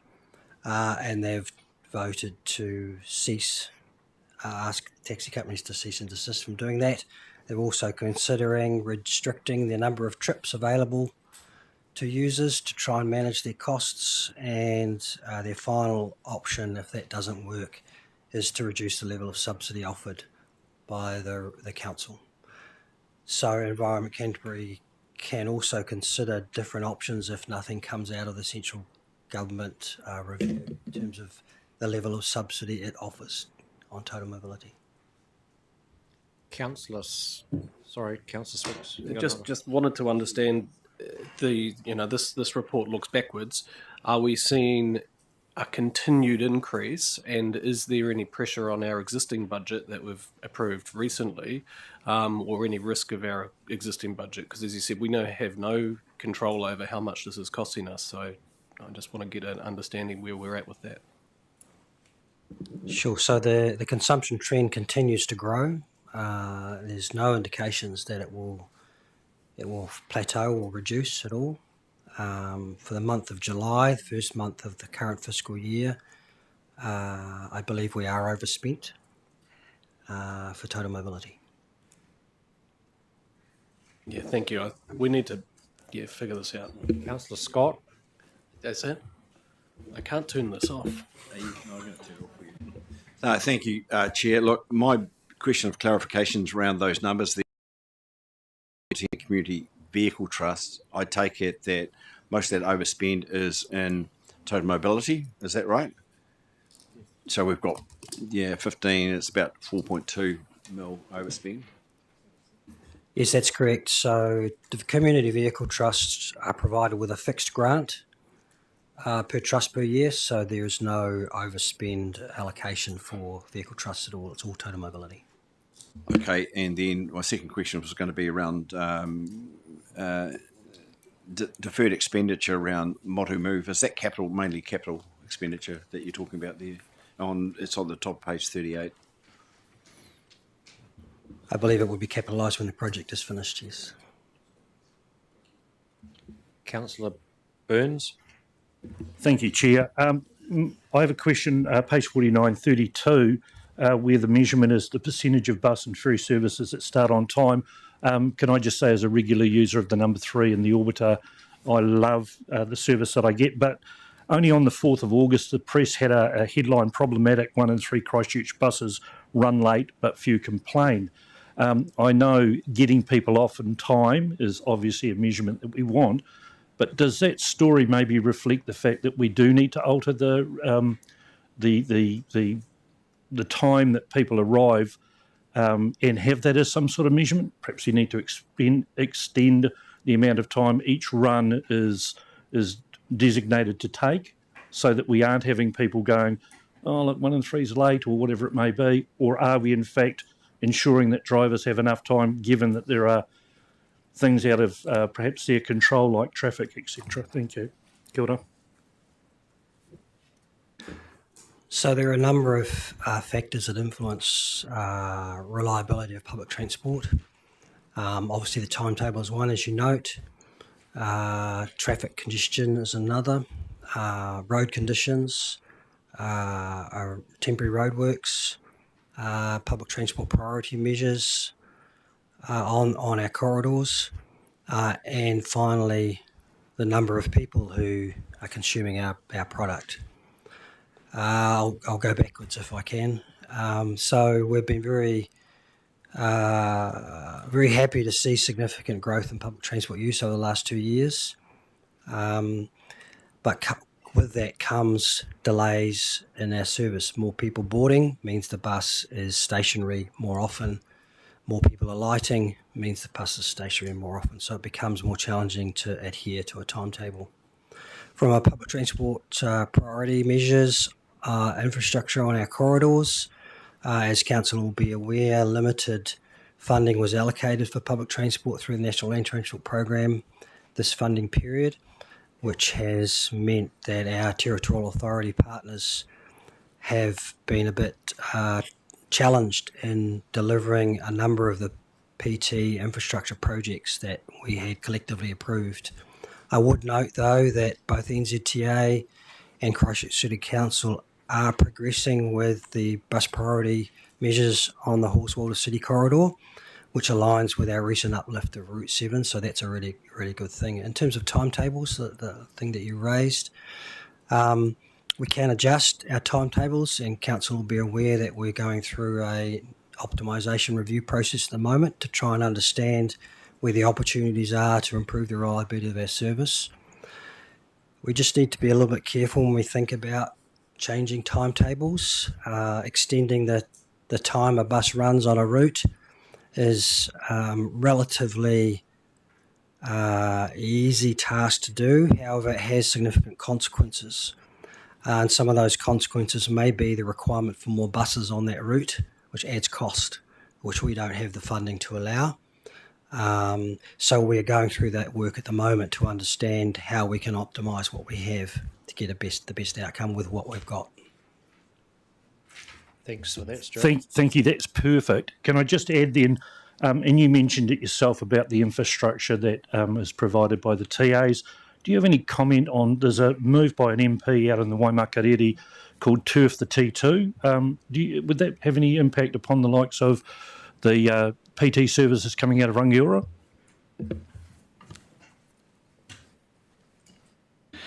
So the T2 lane on the Christchurch Northern Corridor was implemented based on negotiations and agreement between Greater Christchurch Partnership and the Crown as a precondition to support that corridor being implemented. Fortunately, public transport became a user of that corridor with our direct services. The future intent for that corridor was to manage increasing demand and therefore congestion at peak times by enabling vehicles with multiple participants to have a more efficient journey. That corridor is nowhere near its peak usage at the moment. So while we enjoy the use of that T2 lane today, if it were removed, I don't believe it would have any significant impact on the level of service for those services at this moment. Councillor Mackay. Thank you. Just as a regular user of the arterial route, I would end sitting on the bus sometimes. Very few of the buses that I've sat on actually use the T2 lane. They generally use and are seen in the left-hand side of the lane. So my question does relate to the bike racks and the frustration that we as a PTA had way back, 6 or 7 months, for 6 or 7 months. What was the cost to us, to the transport system for that?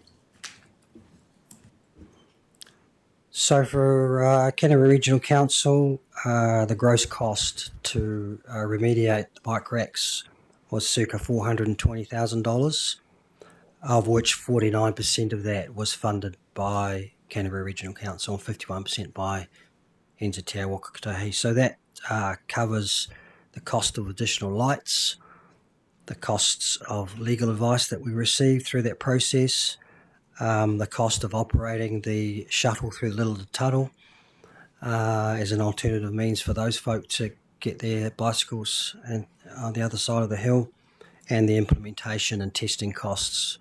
It does not include staff time. Councillor Southworth. Yeah, I'm interested in the comment that, or the data that shows that the Geraldine, Temuka and Twizel services have slightly declined in patronage over the last year. And I'm just wondering if we have a sense as why. Oh, it's on page 37, far right. So we've got the data about Christchurch, Greater Christchurch, that's increasing by 4.5%, and then Timaru, Geraldine, Temuka down by 1.2%. Sure, through you, Mr. Chair. So that's reflecting the patrons for South Canterbury as a whole, including My Way, school services, Temuka services. The primary driver for patronage decline in South Canterbury is from My Way usage. So we have seen that plateau and start to drop off. As Council may recall, in September, October last year, we had a technology issue with the software that was running the on-demand service, which provided an unreliable booking experience for customers. And so the patronage, the negative impact of that has continued on, even though we've resolved that problem. We expect to see a different response when we introduce our EV vehicles in Timaru next year. Council might recall that we've recently completed a tendering process down there and got a really good outcome with some new EV vehicles coming into Timaru in April. And recently we've introduced a double-decker vehicle in Timaru, which has stimulated some more interest in young folk engaging with our school services. So we'd expect to see that trend change soon. Is there any more questions on public transport? Well, if not, Stuart, you can. Thank you very much, and you can leave the table. Now I'll put the motion that the Regional Delivery Committee, number 1, receives the quarterly core service performance report. Oh, sorry, Vicky. There's the other activities summary bit as well. Has no one else got any questions on that bit? Oh, it's not actually. Sorry, through the chair. Through the chair. Sorry, it wasn't actually, Vicky. It wasn't on the agenda, so fire away with your question. So any feedback on that, because we've not had any feedback on that, but I'm presuming that there's been some meetings and also has there been any costs incurred, because I know there was some funding that was approved for that. You've met once, had one working group. We had Microsoft and Ricoh come in, a New Zealand technology company, and meet with them. That was public. And we have another meeting in 2 weeks, which is going to be a public excluded meeting due to commercial sensitivity, and there have been no costs incurred. Mihi. a supplementary, Yes, particularly, sorry. yeah, sorry, particularly the public one, because I haven't seen anything in my calendar, and if it was public, I sort of had assumed that we would have calendar invites to all councillors to at least observe, but there wasn't anything that I was aware of in my calendar. So, is that an opportunity? Because I had heard that in a previous council meeting that other councillors were welcome to at least be present, but that it's difficult to be present if you don't know when it's happening. Yeah, I mean, I'm not really sure of the precedents around receiving invitations for working groups or committees we don't sit on. But if you'd like a calendar invite, we can get you one, Vicky. That would be great, given it particularly public one. Public know about it in some way or form. Yeah, thanks. Councillor Karakia, did you have a question? I just want to, before we actually vote, so we're going to go into discussion around this paper. Is that the next step? I'll wait until then. Thank you. Okay. There's no more questions. I'll move. All right. So put up the motion that receive the quarterly core service performance reports at the end of the 24-25 financial year, from the 1st July 24 to the 30th of June 25, and endorse the service measures, interim results, preliminary financial results, and other key achievements or developments for the core services and reports to the end of 24-25 financial year. Moved by Councillor Scott, seconded by Councillor Swiggs. Is there any discussion? Yeah, I'd like to, as the mover, I'd just like to state, I think it's been really good conversation for an hour and 40 minutes regarding this. But I guess there's a question sitting there for me also in terms of, is this too complicated a report to bring to a council meeting? I mean, I think somewhere along the line when this is personal opinion only, where we've set these committees up, we might have missed a trick, actually. And I think that we should all have a consideration about, whether we have this right or not, whether we shouldn't be pushing out to sharing the burden, if you like, to more leads on public transport, for example, rivers and those things that have come up, pest management and biodiversity. So that's just my comment. It's a very good comment that you've raised here, Councillor Scott. Any more discussion? Councillor Karakia. Kia ora anō. I just want to make the point, because I did go back to the chair of Ngāi Tuahuriri when we were speaking about the wreck actually on the mouth of the Whakakapi River. There's been no consultation, no engagement actually with Ngāi Tuahuriri. So I want to make this point, is that something as important as that, particularly historically, culturally, is that we need to actually ensure that the mana whenua, wherever they are actually one of the first ports of call when something as significant as this actually is happening. Thank you. Kia ora. Thank you for that, Nock. Councillor Edge. Thanks, Chair. Just related to Councillor Scott's idea, I think that this report's fine. I think councillors need to be over all of this. It's pretty important in terms of the regional context and how each councillor fits in with this system. Obviously, this report, or some of the parts of this report in terms of the financial stuff, is going to come and be reiterated as part of the annual report, which is due in September. So Audit New Zealand, my understanding is starting their audit process next week, and there's a few issues on it that they will be looking at in terms of valuations. Some valuations are still to be finalised, but there's some surplus there, and I think overall the amount of work again that the team, the council staff have been doing, and councillors obviously as well, is pretty good. A couple of issues that just for me really is terms of things that have been completed, and one of them is the Braided River Revival strategies gone through, a 100-year strategy. We've also delivered the regional river gravel management strategy, which is pretty important. And in terms of public transport, at the time of at the end of the year, if you like, the Canterbury Regional Public Transport Plan.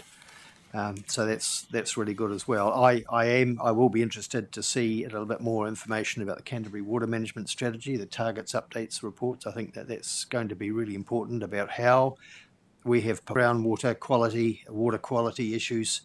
The public are extremely interested to know, have we made progress on that, or are we continuing to slide backwards?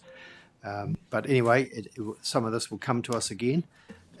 But yeah, thanks very much for the report. Councillor Southworth. Yeah, thanks, Liz. I feel like it's useful to have the opportunity to just delve into some of the information here, and it's interesting different councillors pick up from different aspects. But a comment I will make is it really I'm reflecting on how from my first term and then this term, I feel like slightly lost touch of where we're at in terms of the monitoring side of things, the science monitoring, and what the reports are coming back on a lot of that, and like reflecting on the CWMS targets report and all the monitoring reports that sit behind the, where those land. And I think in part this is why there've been a lot of questions, some of those questions today. And I think a lot of it's because of the number of submissions we're having to do, that there just isn't the capacity in our timetable to get those more thorough briefings on these topics. So I personally feel like I've sort of lost a bit of my awareness of where are we at regionally in terms of things like groundwater quality or river flows or biodiversity outcomes and all those things. So I just hope that the next term councillors are able to get a bit more of that grounding and the where are we at and where do we need to go and what's going to deliver on it. Okay. Councillor Sacknell. Thank you. I just reiterate Councillor Scott and to an extent Councillor Southworth's conversation. I think in the past we have workshopped these issues where we've had time and an agenda to have a really good conversation, delve into. So for me, it's not about not having the conversation. It's probably freeing ourselves up to have a conversation rather than be sitting at a time restraint of a formal meeting process. And again, yes, bring the final report back for the committee, but I think we could take an hour and a half out of the reporting process if we'd had those good open workshops prior to, with that information coming to us. And I kind of agree around the submission process, but I think at times we forget what our actual role is here, and we're so busy writing submissions and talking to central government, we're not looking at what we're doing here. So that's just my thought, that workshopped into the future, open, public, really good conversation, and then bring a report back for basically ratification and some final questions. Councillor Robertson, did you have a question? Okay. Yeah, so we're in debate or comments, aren't we? Yep. Thank you. I wanted to concur with what Vicky just said about submissions. There's been a heck of a lot, and it's always this sort of in defence mode type thing. So I feel also that whittling down to sort of the 3 core services model has been really good, but I feel like there's a sort of a lost in translation type thing somewhere, and hence the massive discussion today. I think a lot of it did need to be discussed, openly and understand where we're coming from.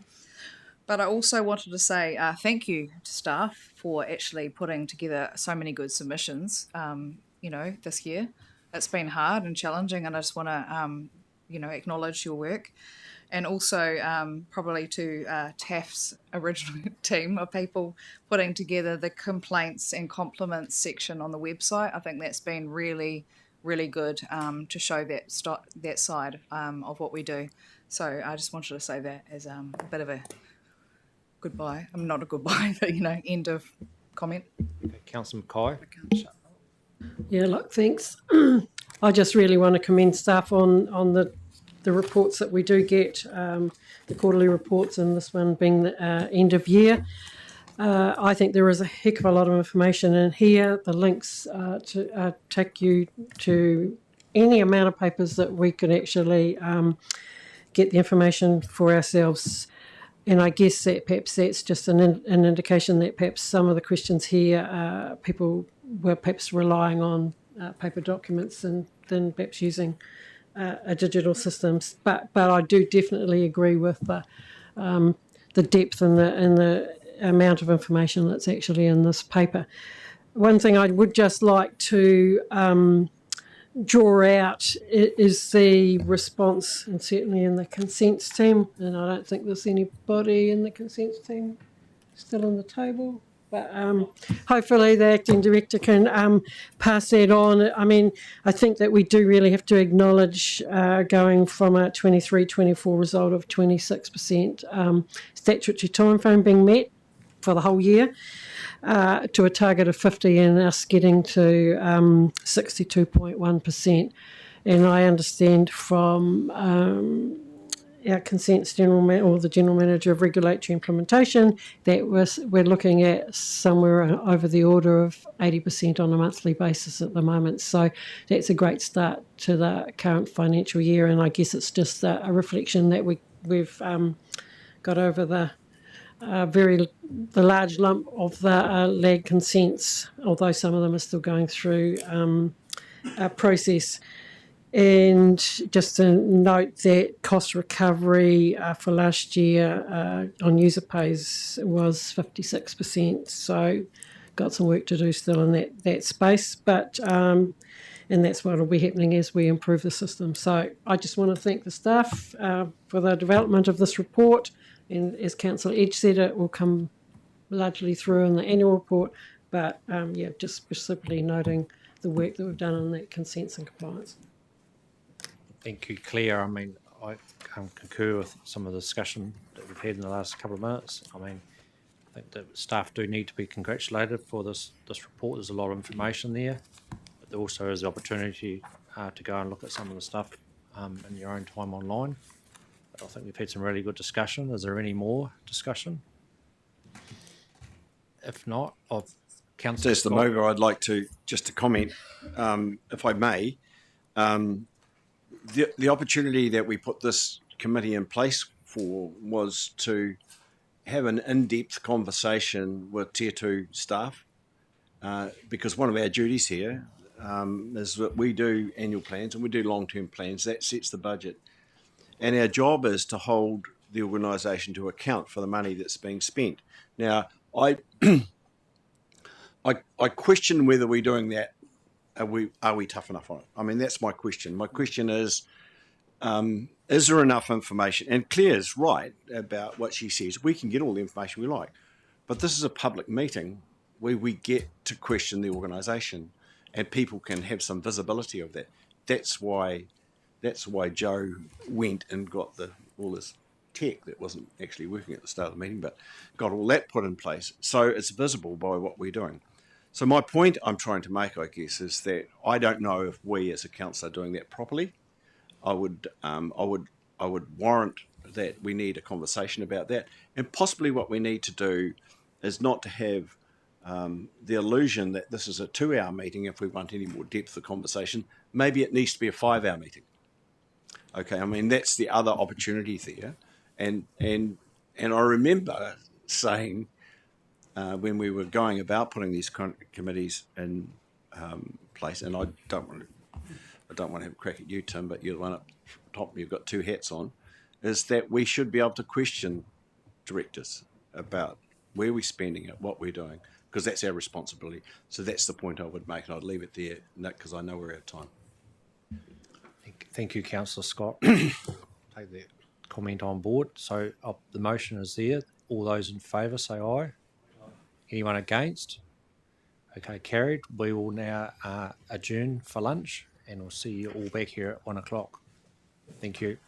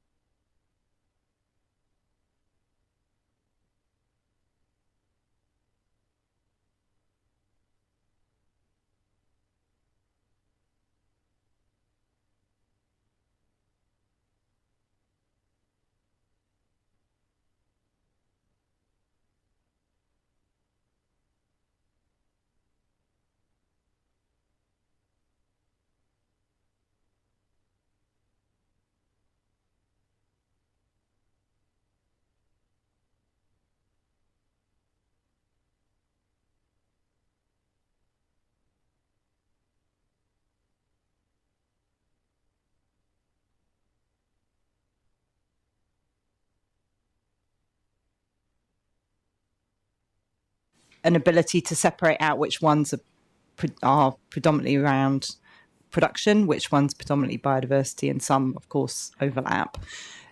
Is there anywhere where we can actually see how much spending is going into the different types of pests, like the budgets for the different activities that target those three categories, both attacking both one or t'other, and what the rating mechanism is for those? Does that sit anywhere? Through the chair, we do have that information available. It's not sitting anywhere that people can go to it, but given some time, we would be able to do a bit of assessment and answer some of those questions. Thank you, Carl. Councillor Edge. Thanks, Chair. Just a couple of questions from me. Page 58, in the topic headed requirement to act, there's no specific mention of sort of interagency collaboration, say between DOC and LINS. And do we work collaboratively with LINS and DOC and farmers, territorial authorities, and in a way, and community groups, right, in a way to improve or increase efficiencies in the management of our pests? And if we do that, is there shared funding to help with that? Through the chair, in terms of collaboration or working with other entities, it'll almost be easier for me to list who we don't work with. So we work with everybody. In terms of shared costing, there are definitely examples of where we go about doing that, depending on who, giving consideration to who benefits and who the exasperators are, and those sorts of things. Those discussions regularly happen between agencies. If that answers your question. You said you could provide us with a list of who don't you work with. Who don't you work with then? In terms of the biosecurity space. Through the chair, that was probably we work with. I don't know of anybody we don't work with where it's appropriate to work with them. Yeah. Councillor Scott. Supplementary. On page 66, which let's come to it, which refers to item 2, the eradication program. And just to the side of that, it gives an objective too, to suggest that within 10 years of the commencement of the plan, that those items are mentioned. The idea is that they would be reduce all those infestations to 0 levels within the 10-year time frame. Are we on track to deliver that? Through the chair, prior to the end of November, we're mandated to provide an operational plan report, which will give a far more in-depth answer than what I'm about to give you, which is, in short, there are some pests which we may not be able to achieve that, and through the Regional Pest Management Plan Review, we'll need to consider whether or not they are in the right program or it is time for them to shift. Final question. On page 86, in terms of the site-led program, similar sort of thing really, where for each of those key items, plant species, it gives an anticipated 10-year reduction rate for those. Similar question really, are we on track to meet those, and is there any particular one, if not, if there's any particular species that we are not going to achieve? Through the chair, this one would be much better answered with the next report on the operational plan report. We'll be able to specifically answer each of those. Thanks, Carl. Councillor Scott. Oh yeah, thanks, Carl. I'm interested in rabbits, and are they increasing? And so I'm interested in rabbits and wallabies, and maybe the emerging pest that's pigs. Are rabbits getting worse, or where are they? Where are we at with them? I don't have, through the chair, I don't have the up-to-date monitoring in front of me, but I do know that year-on-year differs in terms of how well the viruses have worked. But we do have monitoring data on that I can access and provide. The wallaby job that's going on in terms of the fence, the containment area, are we getting close to getting to where you want to be with those? Through the chair, the fence is very close to complete, with small sections at the basically the northern and southern end still required to be undertaken. In terms of the wallaby program as a whole, it's moving forward, but very slowly, is how I would describe that. And then just anecdotally, the suggestion that feral pigs and deer are becoming more of an issue in terms of the biodiversity effect they're having. You've got an opinion on that? As it stands today, we don't have a mandate in that space or resourcing. So we're sort of, while we're taking part in discussions at a regional sector level and listening to those actions that DOC are choosing to take moving forward in that space, Environment Canterbury as such doesn't have a mandate to undertake action in that space. So my understanding, Carl, is that, just going back to the wallaby fences, another 7 Ks going in the next wee while, is that correct? Sword Station and through there? Correct. We've just got to organise some easements with Genesis. Once we've got those over the line, we're ready to do that 7K strip. Thank you. Councillor Robinson? Yeah, thanks. Just wondering, under RM reform, is there any indication as yet from central government with the potential changes to the mandated nature of this work? Is it under risk of potential influence or change? Is there any indication? The work, through the chair, the work that we deliver in the biosecurity space is delivered under the Biosecurity Act, which is its own independent act. It's what has happened. The Biosecurity Act itself has been under review for a number of years now. The impact of the RMA reform on that has resulted in it being pushed back a couple of times. The outcomes of that review are a little unknown at this stage, but the expectation through discussion that's been happening across the regional sector is that it will be enabling. Councillor Burns? Yeah, thanks, Chair. Just very briefly, and this is basically from the questions that Councillor Edge asked. Given the makeup of the biosecurity advisory groups, the technical group, which covers such a wide range of people, including community farming, land care, etc., do you have a short comment, like the value that they offer for Environment Canterbury and that coordination between interested parties?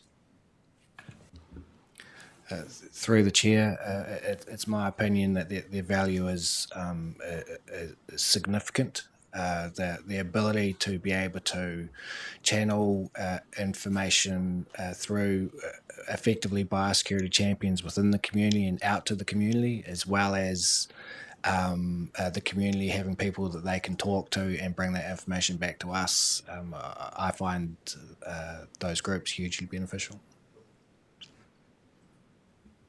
Is there any more questions of Carl? Or Councillor Mackenzie? Just and look, this is not an important question, but the Egeria densa, one of the things you hope to eradicate, is there a native Egeria that looks like and plays like Egeria? Because when I Google Egeria, it looks like what I thought was a native weed that grows in our creeks, which Canterbury mudfish are particularly fond of laying their eggs on and breeding on. Good question. Now, I'm no species specialist, so I'd have to actually go and talk to the team about whether or not they're natives within that group.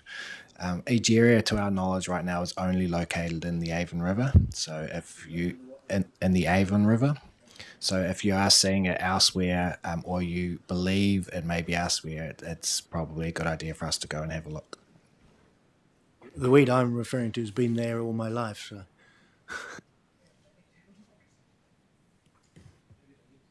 Which is it's sort of pre-Maori almost, isn't it? I'm really old, you see. Councillor Southworth. Yeah, thanks. In terms of containment areas, as I understand it, essentially that's all like, well, we're going to leave them there. We focus on the fringes and try to make sure things don't spread any further.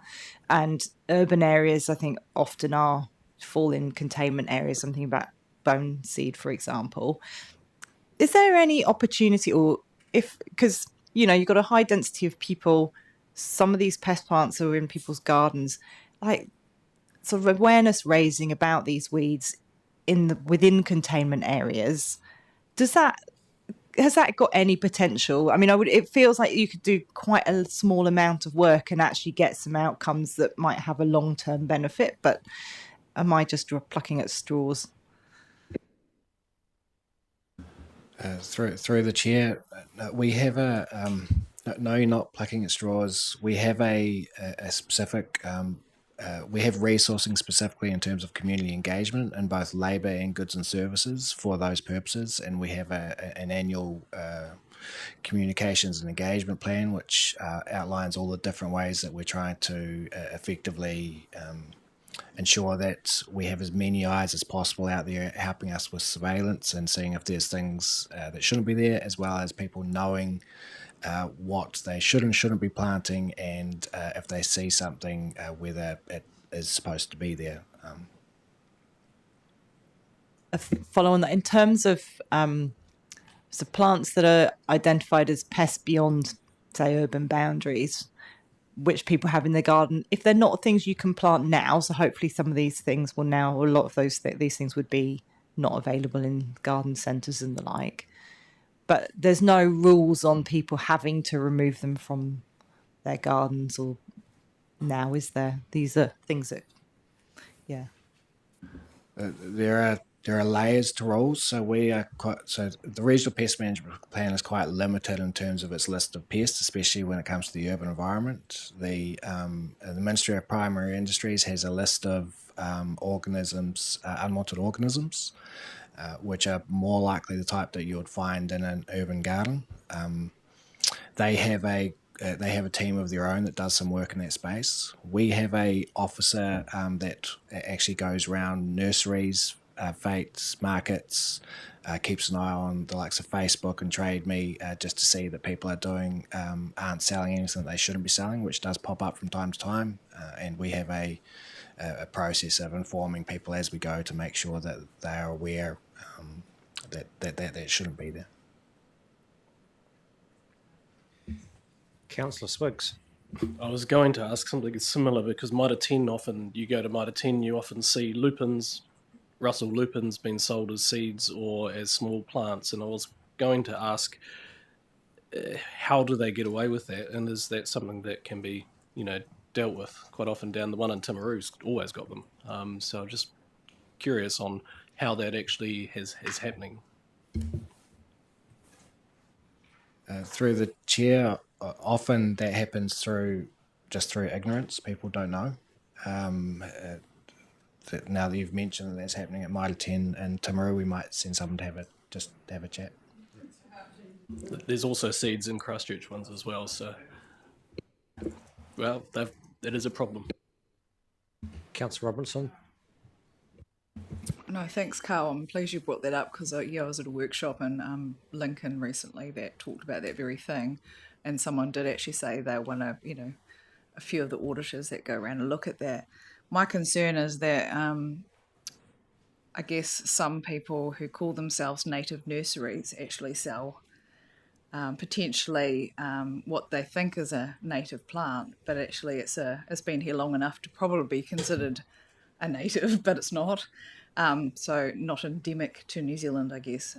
So I'm pleased you brought that up, and that was going to be one of my questions. So I guess the detail on that and how many places that have been, I guess, highlighted as potential places that would be good to know at some stage. Not today, it's fine, but I don't want to put you on the spot.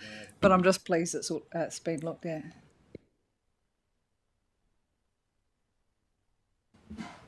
Councillor Edge. Just a related question. The Space Invaders research, in terms of your programming, is that still ongoing in terms of completing that project? Sorry, are you talking about the PCE Space Invaders report, or are you?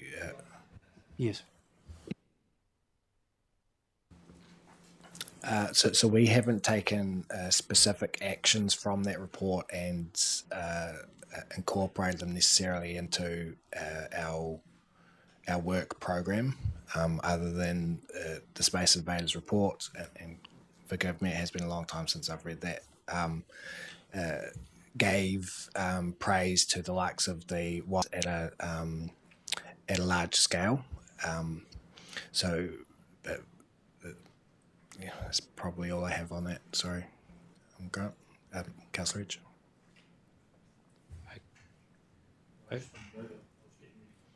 No, just wait. Okay, thanks, Carl, for the discussion, and I now can ask you to leave the table, and we'll put the motion up that the Regional Delivery Committee receives the 2025-26 operational plan for implementation of the Canterbury Regional Pest Management Plan 2018 to 2038. Do I have a mover? Thanks, Councillor Burns. Councillor Robertson seconded it. Is there any discussion?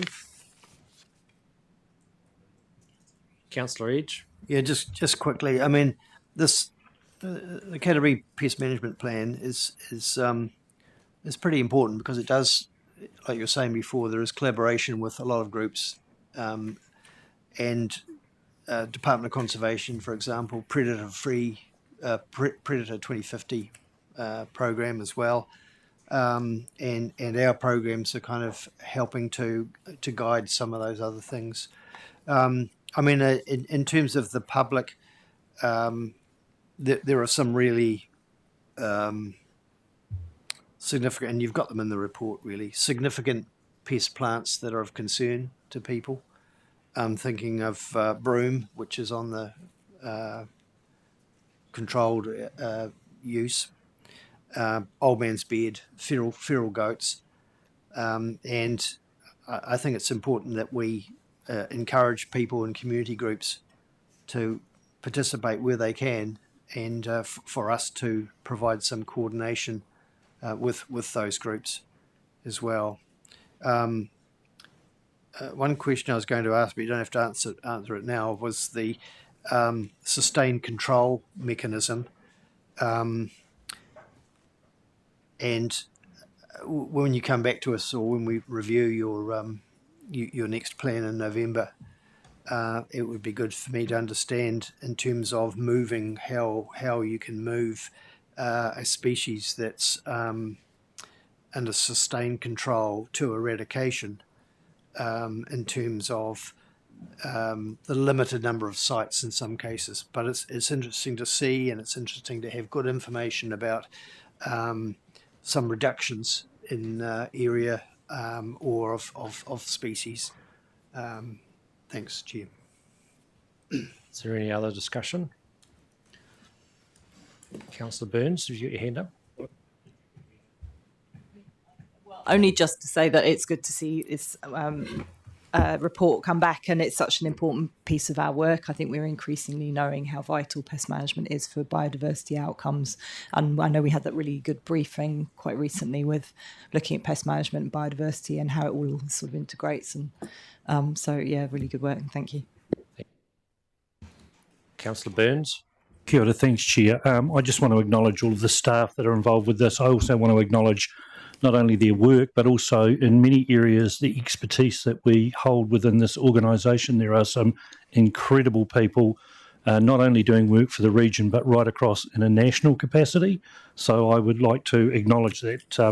It's a very difficult one, biosecurity, because in many cases you are chasing, and just when you start to get some traction, for example, the wilding conifers, you are at the mercy of a purse, if you like, in order to be able to contain what you've already done, if you like. You're also at the mercy of the introduction of a new species, and I mentioned earlier great willow herb, which has sort of appeared over the last sort of, I guess, 5 years, and is having a major impact upon our wetlands, and could, as I say, become the wilding conifer of wetlands. So, and that puts a lot of pressure on when you're doing work on species that have been around for a long, long time. So again, I just want to acknowledge that. Finally, I would like to say I want to acknowledge too the work that our staff do with our advisory groups, with our technical groups, with our catchment groups, with all of the community people that are doing work out there, the support, both expertise and funding for the likes of the Banks Peninsula Conservation Trust, who some of that work that they're doing is internationally recognised when you look at their goat control program or eradication program, and some of the work that they're looking to now move into deer and to pigs, etc. So, yeah, fantastic. I just wanted to acknowledge that. And finally, I would just say a lot of people don't realise biosecurity is hugely attached to biodiversity. And in many cases, there are lots of programs around the country, and I speak for Te Kohaka or Tuhaitara, where I was for 13 years. Much of the improvement in biodiversity and reintroduction of native fauna and flora was because we were focusing on biosecurity around introduced animals and weeds. So again, kia ora, thank you. Okay, if there's no more discussion, we'll put this motion to the vote. All those in favour say aye. And I ask Carol Diamond, the manager of Biodiversity and Biosecurity, to come to the table again.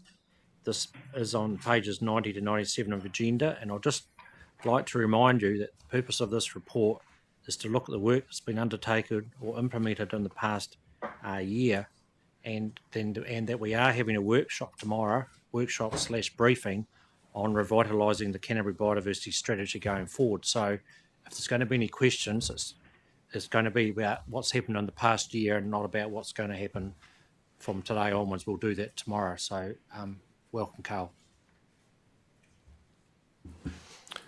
Thank you, Chair. So the current LTP created a new targeted rate for the purposes of delivering landscape scale biodiversity protection and restoration across the Christchurch district. The rate provided for $1 million per year for 10 years. Year one being 24-25, seeing a need for us to act fast and create appropriate delivery mechanisms that ensured we were working towards our purpose and able to deliver with minimal planning. 4 work streams were created and agreed upon. Those work streams were a communally contestable fund, grant funding for permanent protection by covenant, direct support for high value biodiversity projects, and foundational work for future years. The first work stream, being the communally contestable fund, received approximately $400,000 in funding.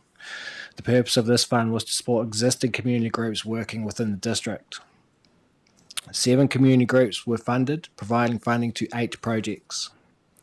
The second work stream, being grant funding for permanent protection by covenant, received approximately $220,000 in funding. 8 projects were funded via 2 covenanting bodies. The third work stream, being direct support for high-value biodiversity projects, received approximately $220,000 in funding. 6 projects were funded and delivered by ECAN staff and/or contractors.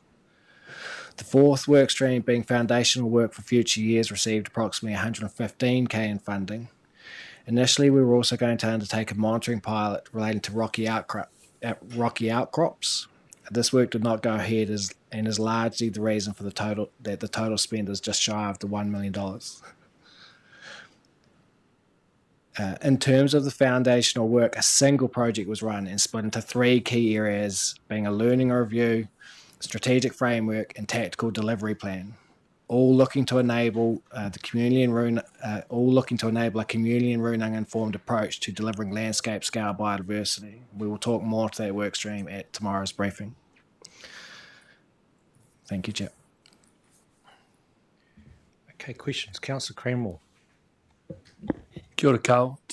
You answered my question regarding the rocky outcrops because we say 1 million and we're 960,000. So there was that 40k discrepancy, and then so you're talking about rocky outcrops. So that'll just be moved to the next financial year, is it? So through the chair, so that we were looking to effectively pilot a small part of a regional monitoring framework. I would need to confer with my science colleagues to see what the intention is in terms of next year. It's not intended that this fund will cover that work next year. Just acknowledge that the A3 handout on page 97 with the map and then just the highlighting all the projects as it's quite exceptional. So it's amazing, all there in one spot. So just acknowledge you and your staff for that. It just makes it easy for councillors to, and it will be for the community as well, to actually see what's happening, who's funded and where it is on the map as well. So kia ora. Councillor Edge. Thanks, Chair. Thanks, Carl. Just in terms of this sort of foundational work, obviously the contractor that was involved was sort of had some tasks to look at, and one of the outputs which Councillor Cranmore's mentioned too is this A3 map, which identifies sites with a number. And I'm wondering, in your next phase of conveying information, are you likely to be looking at providing a little bit more detail on each of those numbers? For example, an aerial photograph showing the area being worked on, and maybe some photographs and information about the people doing the work, so that it becomes kind of a really informative approach that local communities who are working on, for example, Site 15, know what's going on, and is that sort of more helpful information likely to come? Through the chair, not quite in that format. When we get into tomorrow's council briefing discussion, we're proposing quite a different approach, so the two won't necessarily flow through. In terms of those projects that have been delivered this year, staff are committed to ensure that this year's projects are audited, monitored, and expected biodiversity outcomes are met. Some of these projects will be part of a biodiversity project effectiveness program, where our project is assessed 3 to 4 years after completion. So we're probably not going to be doing at this stage in relation to year one a library of aerial imagery or photos. Those are the sorts of things that will be considered once we put in place clear monitoring parameters for years 2 through 10. Year one really was just trying to deliver as efficiently and effectively as possible with minimal opportunity for planning on top of existing workload. So it was, we don't have that for year one. Thank you for that answer, Carl. I think that sums it up really well. And I mean, you've got to be congratulated on what you've actually achieved in year one. Councillor Robertson. Me again. Just with regards to the seagrass management project, so $25,000 for Akaroa and Littleton mapping. Is this related to the other mapping of the harbours, or is it separate? The project with Otago and the likes. Is it similar? Or is it, I guess what I'm meaning is the information from one useful for the other? that make sense? Thanks, Fiona. Kia ora, Councillor Robinson. Yes, absolutely, the information can be used in parallel, but the two projects are distinctly separate. So I guess for both pieces of work have a benefit in that when we start to look at catchment scale or smaller scale studies, we can dig down into some of that detail there. Is there, I guess, more work being done in one area than the other, highlighting sort of the need for more work, like I guess Akaroa as opposed to Littleton, or is it distributed evenly? So the seagrass monitoring, as far as I understand it, is distributed across those two locations. Carl might want to comment on that. In terms of the work done as part of the Iongairo project, that work focused on Akaroa Harbour and the Southern Bays. That was due to we had to make a pragmatic decision as to where we focus our efforts with limited resources. Thank you, Fiona. Is there any other questions? Just with regards to the distribution of that fund, do you have an indication, Carl, or could you come back with something regarding the distribution between the Akaroa and the Littleton areas? Through the chair, I would need to come back to you for that distribution. Sorry, Chair Pauline. Kia ora, Dick. Thank you. Hey, kia ora, Carl, and thank you so much for this report. And as Councillor Cranwell said, for all the work that's been done, and others have said, to deliver this biodiversity targeted rate in the first year. It's really awesome. Thank you. I had a similar question to Councillor Cranwell about the $40,000 that wasn't spent. So does that go to general reserves, or can it be kept or accumulated for next year's biodiversity money? Through the chair, because it's a targeted rate, it is ring fenced for this purpose, meaning we will be able to use it in future years. Awesome, thank you. I've got another 2 questions. Sorry, thanks so much for that, Carl. In terms of on page 92, number 18, about the 31 applications that we received, do we have a value of what they asked for? Can we find that out? Through the chair, yes, we do. I don't have that figure off the top of my head, but I can get that to you. Thank you. And lastly, in terms of the QE2, and this is on page 93, the QE2 and Banks Peninsula Conservation Trust covenant work, do we have an idea of what the main work is happening at each, roughly in those sites? Is it fencing, pest and weed control, or is there any restoration? Can you give us a quick idea? Through the chair, you've summed up my answer pretty well. It's largely fencing and weed control. Yeah. Okay, thank you. Cheers. Got it. Councillor Southworth. Yeah, thank you. Thanks, Carl. And it's really exciting to see all this put down, what's being delivered. On point number 7 under background, it says that the biodiversity work is funded from this Christchurch targeted rate in addition to the work that was already being funded through existing regional rates. What mechanism are you using to ensure that a fair amount of the regional rates are spent in this district going forward, rather than it, essentially the targeted rate just becoming something that is replacing that? How are we making sure that continues? Through the chair, the way that we did that in year 1 was we looked at the previous amount of money spent in the Christchurch districts in previous years and made sure that we weren't dropping from that. And so supplementary, that will continue in future years as well, some sort of method to check? Through the chair, that is the intention, yes. As budgets change over time and buckets are adapted, we'll have to make sure that we achieve that, yeah. Councillor Karakia. Kia ora, Carl. My question, page 95, and it's to do with the engagement, significance and Māori participation.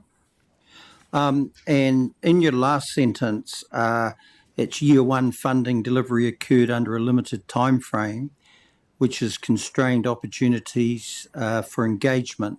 So I've got a question. First of all, what caused the limited time frame for 1 year funding? And then how did this restrict Māori engagement? And what will be done next year to ensure adequate time for genuine participation? Through the chair, in terms of time, if I look at engagement in terms of year one, because the timeframes we were very restricted. But if I just look at how we approach year two, which may be able to answer your answer indirectly, and that's so in order to do years 2 through to 10, we have over the last probably 5 months now been undertaking engagement, significant engagement primarily through Mahanui Kurutaio Limited, but also directly with Ngāti Wheki and Onuku Ruranga. It takes so much time to put together a $1 million program of work, and we effectively were given through the long-term plan not much time to put together that, so we had to try and get things up and running as fast as possible. What we have done in year one, although there has been minimal engagement as it relates to the delivery of year one, we've undertaken significant engagement as it relates to years 2 through 10 because we've had that opportunity. So what you'll see tomorrow is that reflected well, and talking with my colleagues over at MKT the other day, that they are currently intending to come along and support and listen in as well. Yeah, supplementary.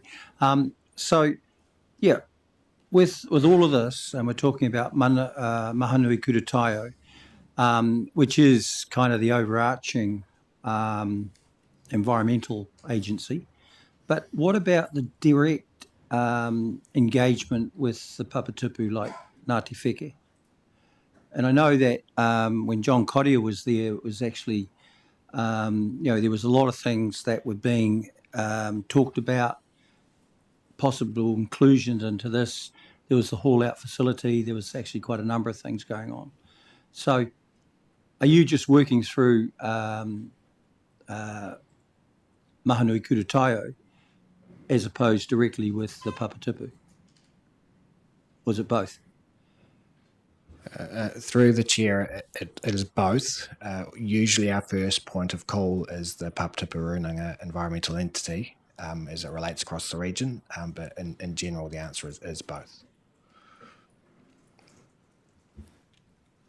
Okay, if there's no more questions.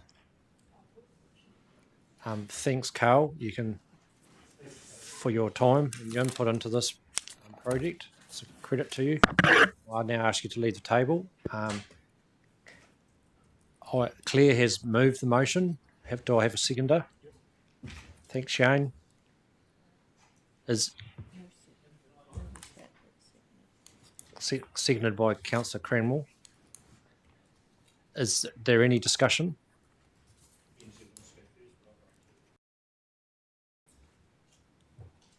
No, I'll leave it to, I know a couple of other councillors that would like to speak, so I'm quite happy to leave the chief discussion around that. Councillor Burns.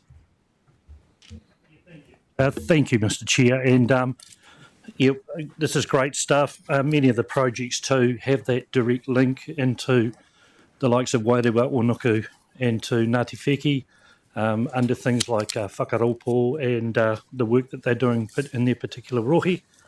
I'd just like to acknowledge, while everyone, we supported this through the LTP, I do want to acknowledge Councillor Southworth. This was her baby in the last trimester, where she has investigated, initiated and got us on board and got those numbers.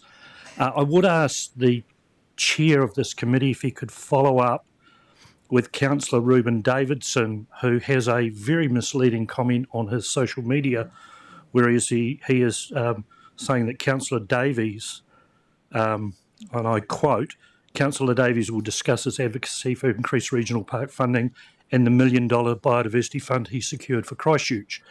I think if well done for supporting it, Councillor Davies. But I think if there is any recognition, I think certainly Councillor Southworth should be acknowledged as the, I don't know if this is appropriate, but the mother of this project. So kia ora. Thank you.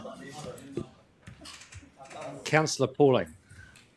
Kia ora. Or Chair Pauling, sorry. Hey, all I wanted to say was I forgot to say before, thanks for the map. Same as what Jan said, love it. It makes it so much easier for us to communicate that with others and understand it. So thank you. And acknowledge Vicky as well and the follow-up that's been done. So kia ora, thank you. Is there any other discussion? Councillor Southworth? Yeah, just to say, I mean, certainly the seed of an idea grew from my first term, and I'm really great that it's come through to this, but ultimately now it's really with staff hands and then the governance at this table to make the most of that. So literally from my perspective, it was getting some funding and budget. Great to see this first year, and I'm really looking forward to tomorrow to see what we're hoping to see deliver, where it's going after this. Thank you. Thank you, Councillor Southworth. Councillor Karakia? Look, tautoko all the kōrero around this, and it's really good, and Carl, to you and your staff, for developing all of this and the information, and long may this continue, and particularly what you said about year 2 and 3 and moving forward. But I'm just sort of kind of mindful too, is that there's a lot of desecration going on inside Whakatau as well, that we have to be really cognizant of, and particularly around reclamation, silt, the whole 9 yards of this stuff, which actually creates, particularly in the harbour, it creates a habitat for these things we're trying to actually get out of the harbour. And then the other part of it is our man-made infrastructure detriments that we're doing, which is actually stopping a lot of the natural flush and all of that of the harbour. So tautoko all of this, but I hope, when we're looking at this, we're actually running to stand still because of the other end of it, about that travesty that's happening actually, particularly at Tauaparahi Bay. Kia ora. Thank you. Councillor Edge? Yes, look, I just want to clarify. I'm really pleased that we've got a sort of a summary map. It's good to see that the broad range of projects and where they are located. But obviously, as I said before, really keen for more information. It's not enough for me, but hopefully tomorrow, and I haven't seen the documents yet, but that we'll be able to get a feel for what's going to happen in the future. This contestable fund, $1 million by the people targeted rate for the people of Christchurch, was a brilliant idea. There are thousands of volunteers wanting to undertake biodiversity projects across Canterbury, and I know in North Canterbury there are lots of groups from all sorts of groups that are wanting to do biodiversity projects as well. And it makes me think, asking the question perhaps in the next long-term plan to our communities, would they like some additional funding or contribute to a targeted rate in their area for more biodiversity projects? I did try to get it through the annual plan, some more funding, but it got rejected by council. But, when our own communities, our own voters, for example, are wanting this sort of thing, we need to think outside the square and say, hey, it's a good thing for the environment and a good thing for the health and well-being of our communities. So it's good to see that we're progressing on with this, and tomorrow will be interesting. Cheers. Okay, is there any more questions? Points to clarify. If not, we'll put this motion to the floor. All those in favour say aye. Anyone against? Carried. Thank you. We'll now move on to 9.3. The Regional Delivery Committee Resolution Status Report, August 2025. So I'll just catch up. Dr. Tim Davey, Acting Director of Operations, to introduce this report. Recommendations are on page 98, and it's on pages 98 to 100 of the agenda. Kia ora, thank you, Chair. Pretty straightforward. I think there isn't really too much to say. The table on page 100 of the agenda sets out the resolutions outstanding and in progress, and you can see in there that there are two that are still in progress, one relating to the dust literature, which has been put through to the strategy and planning teams to work as part of their work program, and that will be reported back later this year. And then the second one to do with the pilot study around drinking water, and that will be reported through to the next meeting of this committee, so in September. Okay. Councillor Burns, do you have a question? Yeah, I do, and an apology.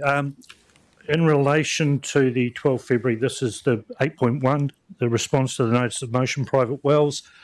I was interviewed last Friday, and I mentioned the outcome, which apparently haven't been made public at this stage. But you were saying the report will be coming to the council next. And at the request of the chair, I got the people who wrote it to take the paragraph out, so it was public for not that long, I don't think. But nevertheless, I'd just like to acknowledge that I did put it out there. Thank you. Councillor Scott. Okay, thank you. Thank you, Councillor Mackay. Is there any discussion? If not, all those in favour say aye. All those against? Carried.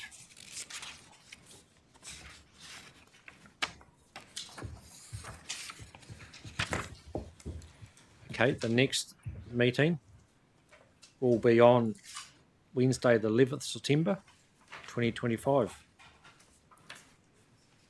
I now declare the meeting closed.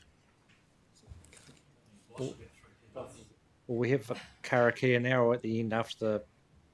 It's another briefing. Yeah. Do it now, mate. We'll do it. What? Just finish it. No, you do it. Okay, Councillor Scott. Councillor Creamwell, please. Kia ora, Councillor Scott. Tēnā koe. Tēnā koe. Karakia Whakakapi mo tēnei hui. Kia toi ka me nakitaka ka mea karo, ki ruku ki tēnā tātou. Ko mahi tūhua mā kehiki, kia toi te kupu, toi te mana, toi te reo, tūturu whiti whakamaua kia tīna. Haumi huie, tae ki e.